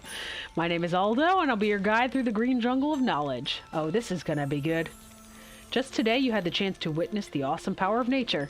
What do you mean, Professor? Well, if that weather hadn't cleared up, our session would have been postponed. So in the end, I think that nature wanted for us to begin studying her today. Yeah, thanks for that, nature. But this is just one of many faces of nature, all of which you will learn about here. The seed of knowledge planted in this classroom will grow into something special. My, oh my, this guy's got it. This guy's got it. Count me in. Hey, at least Dom's excited. Because that's so hard to achieve. Now just for a quick quiz to determine your current level. Is the mushroom a plant? No. It's a fungi. It's a fungus, downright fascinating. Are there perhaps any questions before we start the assignment? Professor, I was wondering just off the top of my head, are there any bears around Arbor? Dominic? What? I'm interested in wildlife. Dominic, an incredible question, thank you. But a bear was last seen in these parts roughly 250 years ago. So don't worry about, you won't be running into one anytime soon. Thanks, Professor, if only you knew. Now, inspired by Dom's thirst for knowledge, I think I have just the task for you. Let us begin, shall we? Caves. Ooh, mushrooms in caves. This cave is full of fantastic mushrooms, which I'm sure you'd love to collect. If you entered through entrance A and had to exit through B without walking the same ground more than once, how many of these lovely mushrooms could you manage to grab?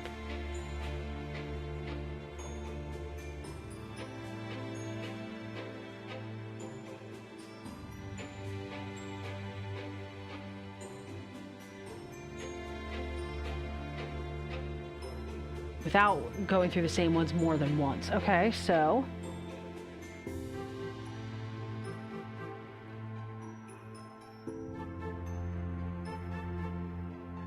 I'm coming up with 5. I don't think you can get 6 without retracing your steps. Because you could go from A out around here has 1, 2, 3, 4, 5. 1, 2, 3. I mean, you can get 5 going that way as well, but I don't think you're getting 6.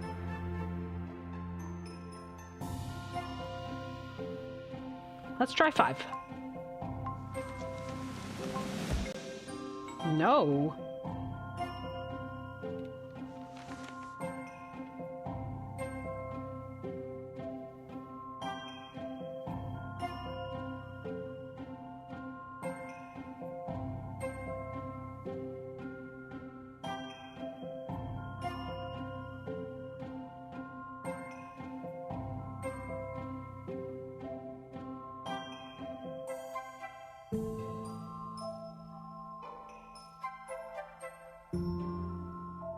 Yeah, Lizard said 5 too. What are we missing, Lizard?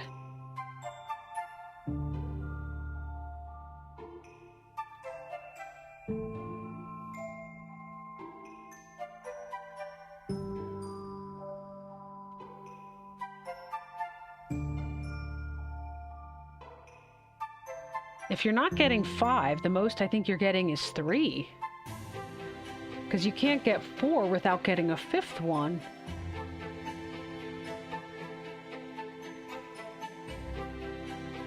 Oh no, you can. 1, 2, 3, 4. Because maybe they're considering part of this. So if we went the way I went before, and you go down through here, and you cross this intersection, and you come back through here, and if you cross the intersection again, maybe that's what they're considering as overlapping. So if we try to avoid crossing that intersection more than once, we come down here and get this guy. Then we come down and get... No, how did I do that? Get this guy, and then this guy, and then come around here, and then this guy, and then this guy gets me to 4.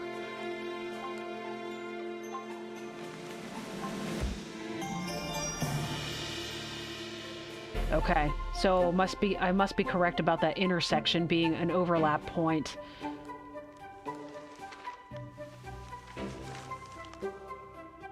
The very first time Baron explored this cave, he got lost. He entered through entrance A, and after a lot of turning and wandering and backtracking, he managed to exit through B. How many times did the Baron make a turn in his search for an exit?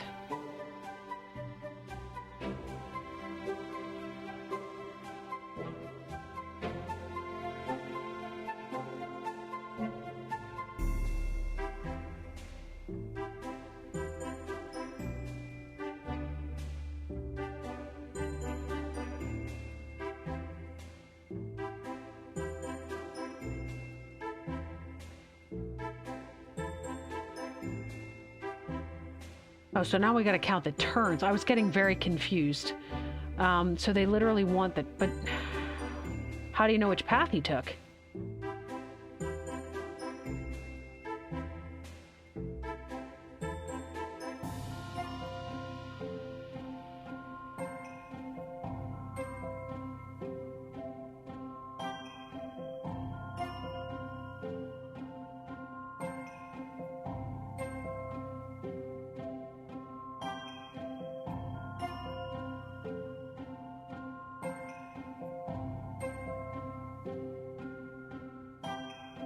Okay, so if we would go in here, this is 1 turn, 2, 3, 4, 5, 6, 7, 8, 9, 10. There's 11 just to get out. How in the heck are you supposed to know the answer to this? Because it doesn't tell you which way he went.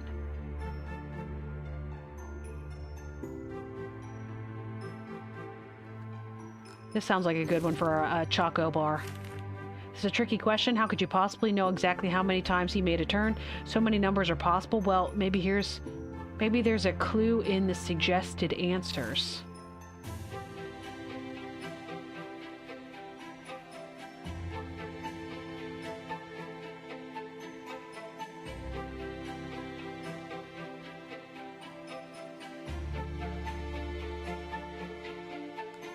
$37.43.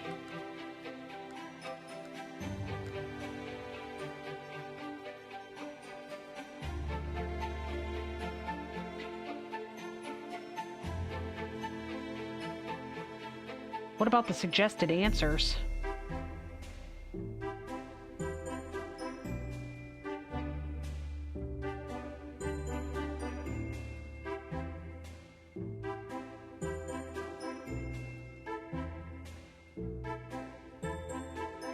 Anybody got any clues on this one?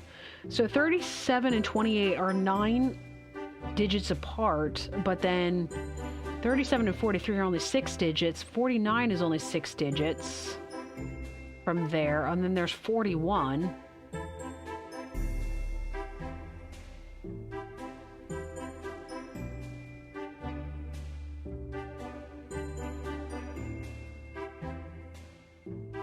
You're guessing 28?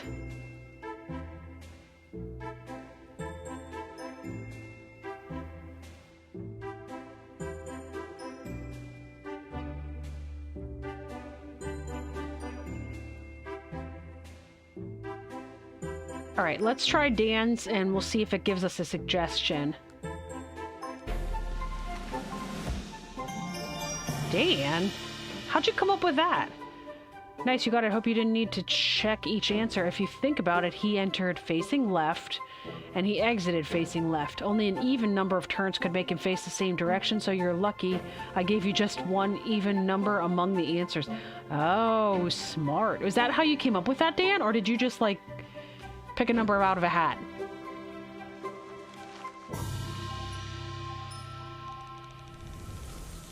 Marvelous. I know a scientist in the making when I see one. That's it for today, Sprouts. Enjoy the sun and read Chapter 2 for next time.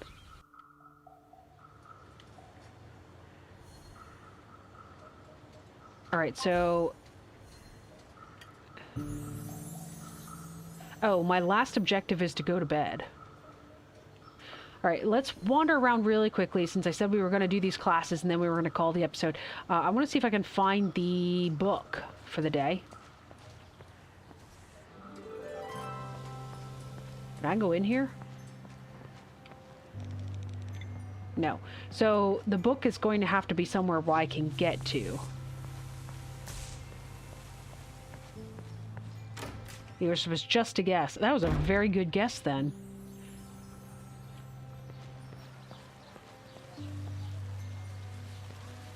What's this question mark? I don't have anything else to do, I don't think. No painting today?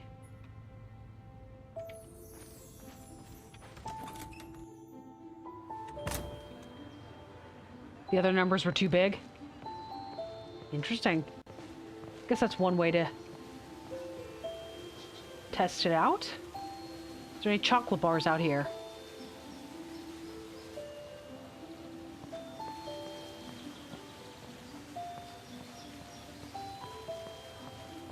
Who are you, and why do I need to talk to you? Barbara? Hello there, the storm made such a mess. Everything in my delivery got mixed up. Can you help untangle this? Oh, whoops. I got into a puzzle. I'm afraid to know if I go to bed before the day, or if I end before the day ends, is it going to save properly? The wind created a considerable mess for you, Barbara. How many papers can you see in the first photograph? How many papers? Is this a paper airplane or is this a drawing of a paper airplane? Because that changes my answer from 5 to 6. If that's an actual paper airplane.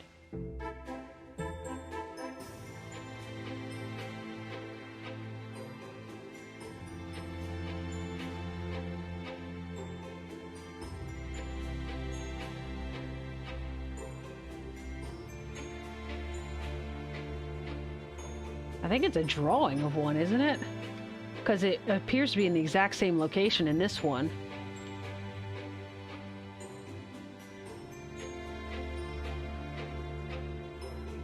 So if that's a drawing, there's 5 because there's a crumpled piece. If this is truly a paper airplane, then it's 6. But I think it's a drawing? Oh. Dan says 6. Bunch of jerks. You can see 4 sheets of paper, a crumpled paper ball, and a paper airplane. Okay. Hey, we got another piece of Baron's diary thing. Barbara wrote a lengthy handwritten letter to her father. Unfortunately, got mixed up with all her other papers. The photos show how the wind shuffled and flipped the papers. Do you think you could figure out which one of them is her letter? Mark it in the last photo.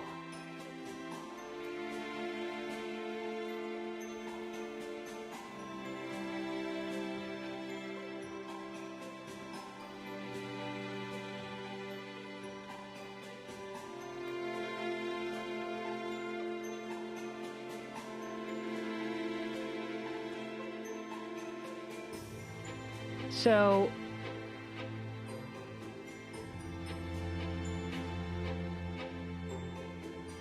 I'm assuming this is the top of the sewer grate.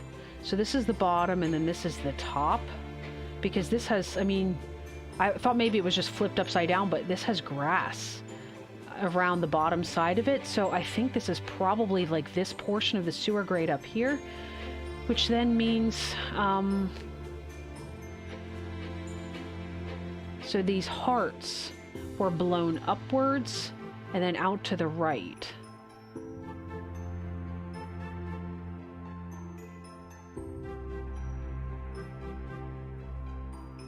You think this one, Dan?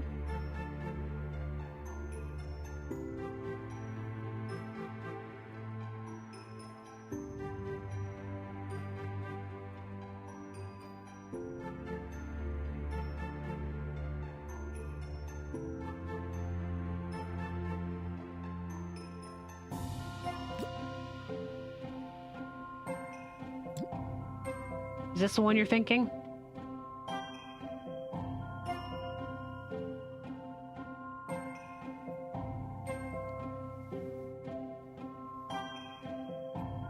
Yeah, these sort of seem to have...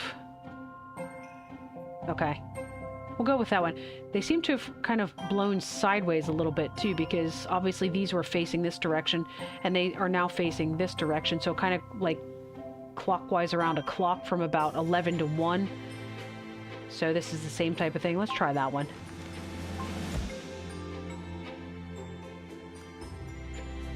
I guess I'm not really sure which one was her letter to begin with.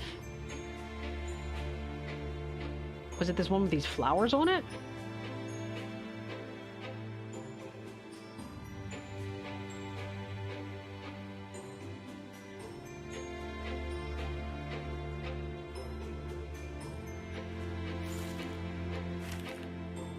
None of the photos show a letter, so you will have to figure out what is on the other side of that piece of paper.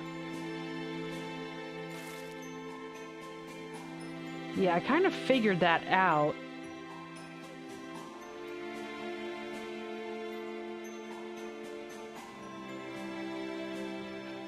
So if it blew them... So this would probably be the flowers?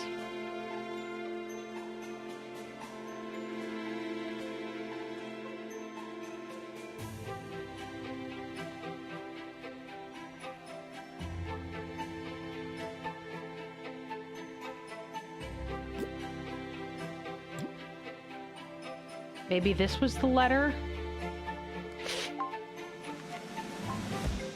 No. Alright, I've only got one left.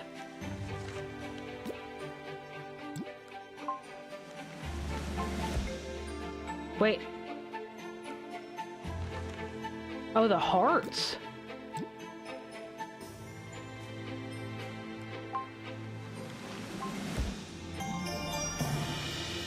The middle photo shows that no piece of paper is blank on both sides. Since there is no letter visible, we know that our letter is double-sided. Oh, Barbara's so sweet. Wow. Yeah, you guys were smarter than I was, Dan and Lizard. Okay.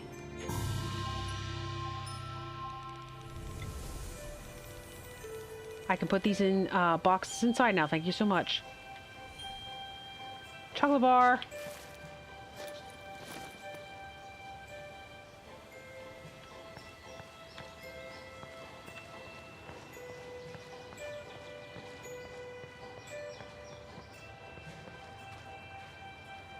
The cafe.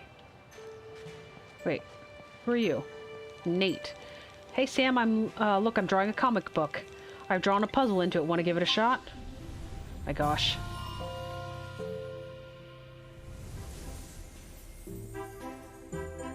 Red ball. He's thinking about a red ball, but he's got a blue triangle.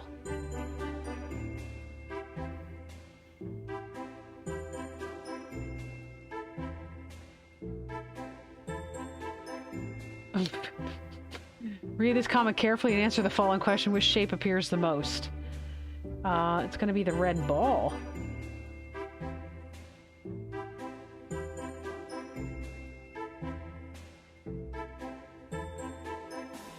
One, two, three, four, five, six, 7 times. Well, plus that black circle there. The hearts, there's only 4 of them.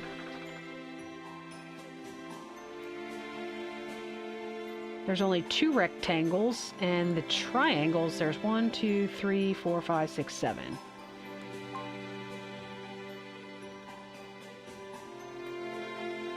Wait.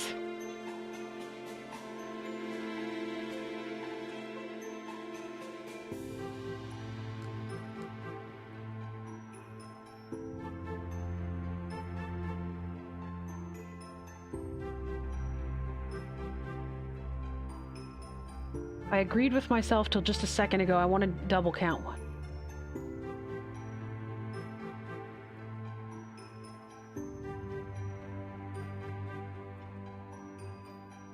There's 8 of them, right? So here's the thing. Rectangles, here's one, here's one. Also, here is one, here is one, here is one, here is one. So there's 6 of them for the comic strips, plus these 2, plus the big one. There's actually 9 of them. Are they doing stupid stuff to us?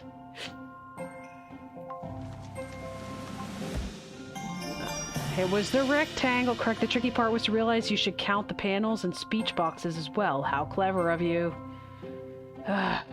Jerks.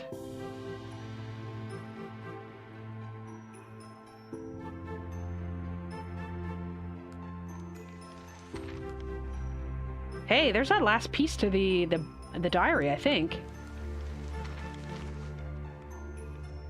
I noticed something was wrong with this comic. In fact, something is wrong with 2 of the panels. Can you figure out which 2? Yes, I've already figured out there's something wrong with this one.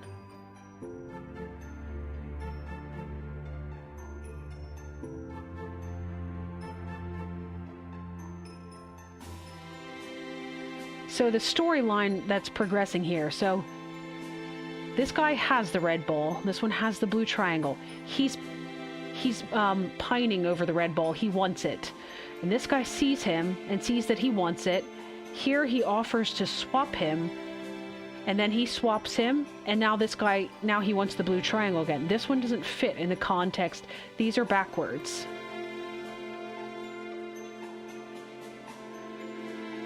Now I don't know which other box has something wrong.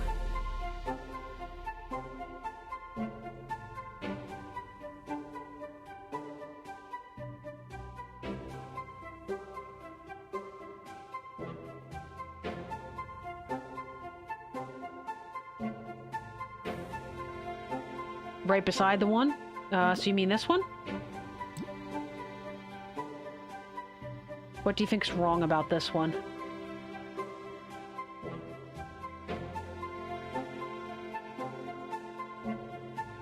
Alright, we'll try these 2. I'm not sure why Dan's saying this one, but we'll try it.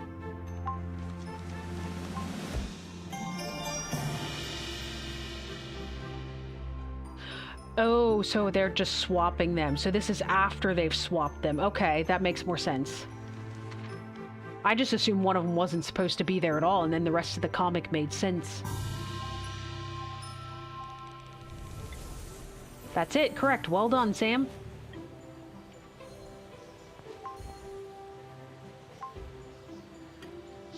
Yeah, we've got the whole thing. Ursa's lullaby. Quite some time has passed since Letitia found Ursa as a cub lost in the wilderness. Although she believes with all her heart that Ursa will remain that cub forever, the wild side of her nature shows its face more and more with each new day. I have developed a device that emits specific sonic frequencies that soothes Ursa's instincts and allows her to stay with us. The mind's power can tame even the greatest of beasts. Oh, we're starting on a second one. Okay.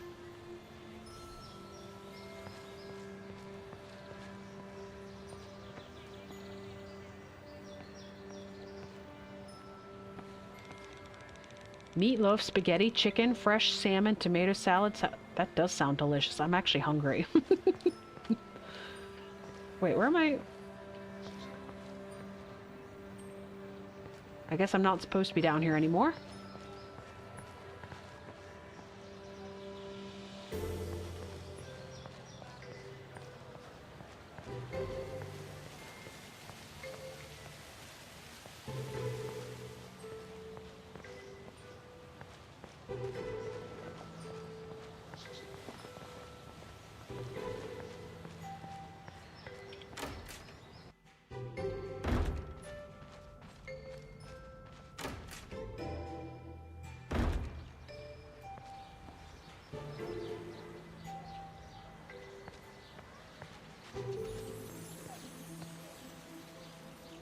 No more chocolate bars on those benches.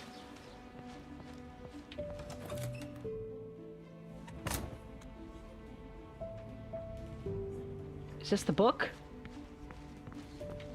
Oh, no, it's a chocolate bar. I just saw it shimmering from across the way.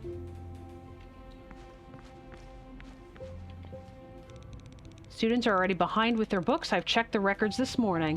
One book is missing, but I can't decipher who's late. Can you help me?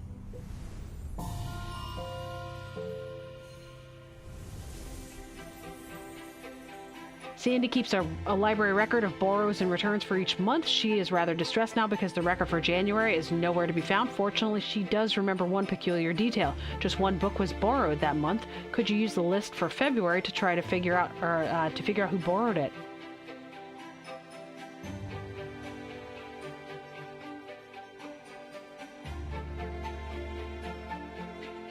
Okay, so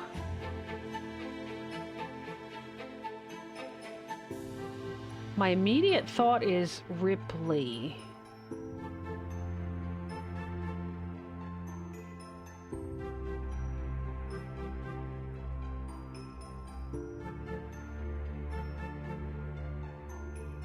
So, like, this is how this works. So you can see in that Tucker borrowed 2 books, and here he borrowed another one, but he's returned 2. So he's returned these 2, and he's borrowed another one.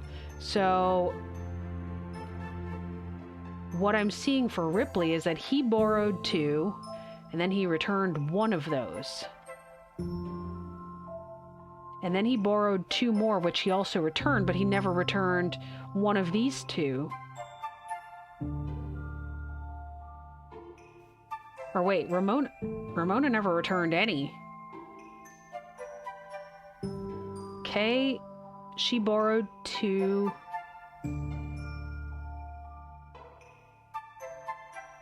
Kay borrowed 2, and then she returned 1, and then she returned 2 more.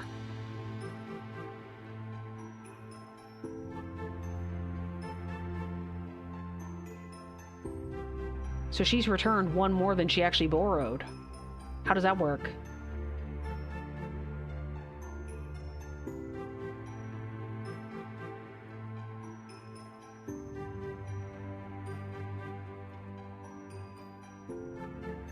So 2, 1, 3, 1. That's for Ripley. Ramona has 3. Kay has 1, 2, 1, -1. And then Tucker has 2, 3. he's got one that's still out.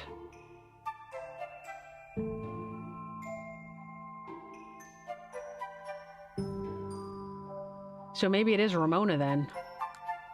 She's the one that somehow returned more books than she borrowed. Or, I'm sorry, no, Kay.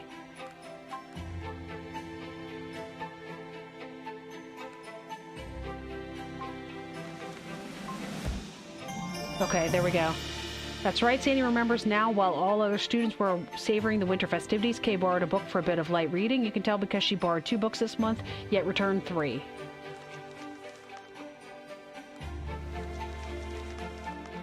This bookshelf is incredibly messy, but Sandy could quickly tell that a book is missing. If you can see the same, show Sandy where the missing book might be.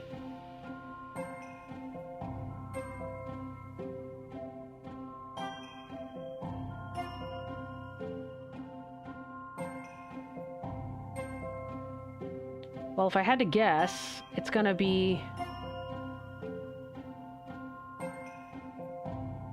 How am I supposed to show her where it's supposed to be? This thing's a disaster. The 4 book is missing and it's not located anywhere else. Like you can see, this one looked instantaneously like it was missing the D book because here's the E, but the D book is up here.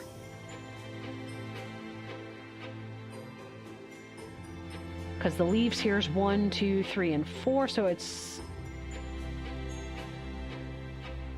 It would normally be here.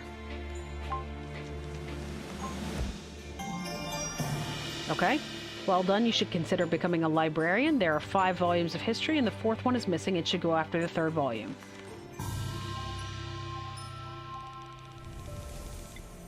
Oh, good, good. I see who hasn't returned his book. It's Cornelius. He borrowed Advanced Mechanics. Can you locate it? Oh, gosh. I was supposed to be ending this, and I'm still going. All right, I was going to run upstairs really quickly to see if I can get the daily book. I haven't found it yet. No, I haven't gotten it.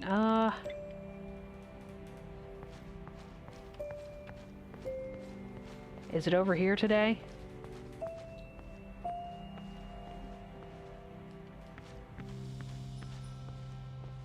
If I was a hidden book, where would I be hiding?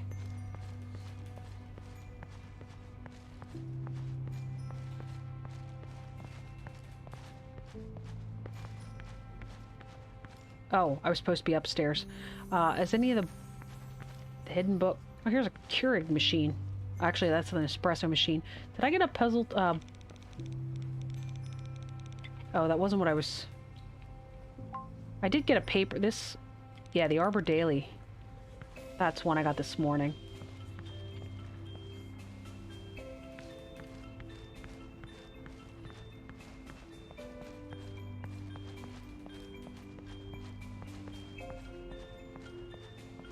Oh. Wait, I thought I was going out here. So I'm supposed to... Oh my gosh.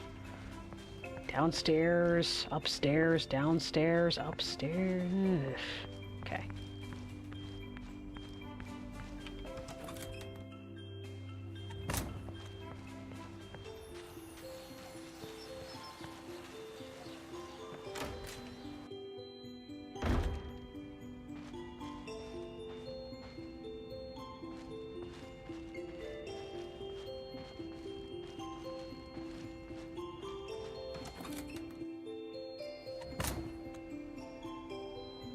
Candy bars? Anywhere?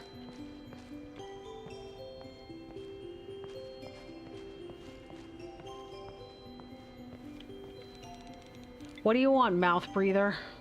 I just want the book. What book? Oh yeah, I did borrow Advanced Machines, but it was trash. So I put it where it belongs, in a trash bin after yesterday's machines class. Get lost.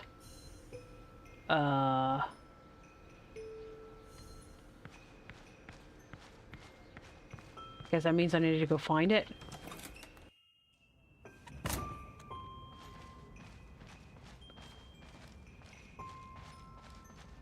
Let me tell me where my book is. My daily puzzle from the library.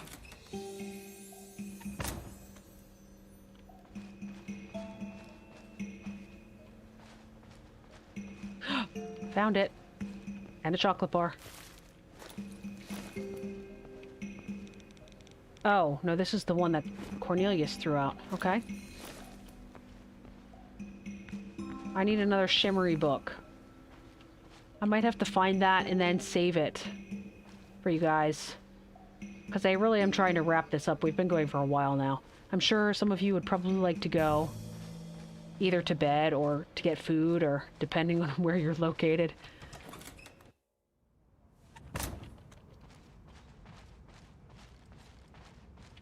So what I might do is I might try to finish off this last quest, and then before I'll end the stream, and I'll wander around and find the book until I have it, and then I'll just save it for next time, because I think you can just take it for later.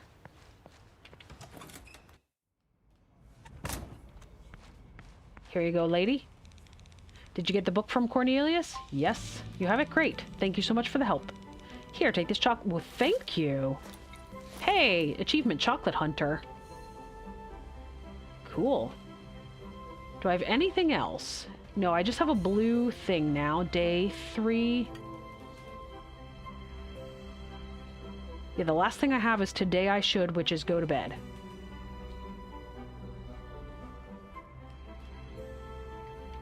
Okay. Alright, well, I'm gonna run around till I find the book. And then, like I said, I'll probably just stick it in my inventory until next time. Which probably will be next Sunday unless anything would change. So anyways, guys, let's look at ourselves here. Next to the library. Actually, here, let's go next to the tree because it's prettier. There we go. Alright, guys. So, whoa, what did you think of this game? I'm actually... it's had mixed reviews on Steam, but I'm kind of enjoying it so far. It's got some unique puzzles. It's even got some, you know, kind of common ones, like the Sudoku style of one that we were playing in the newspaper. Plus, all of these ones that are challenging our collective IQ. So, I'm actually enjoying it, and I'm hoping to hop back into it next Sunday. Hopefully you guys enjoyed it as well. If you did, try to remember to like the stream. It does help. And if you are not subscribed, do consider doing so. Anyways, and then I will catch you guys hopefully next Sunday. So I'm going to thank you guys for watching. And hopefully I will see you then. Thanks, guys.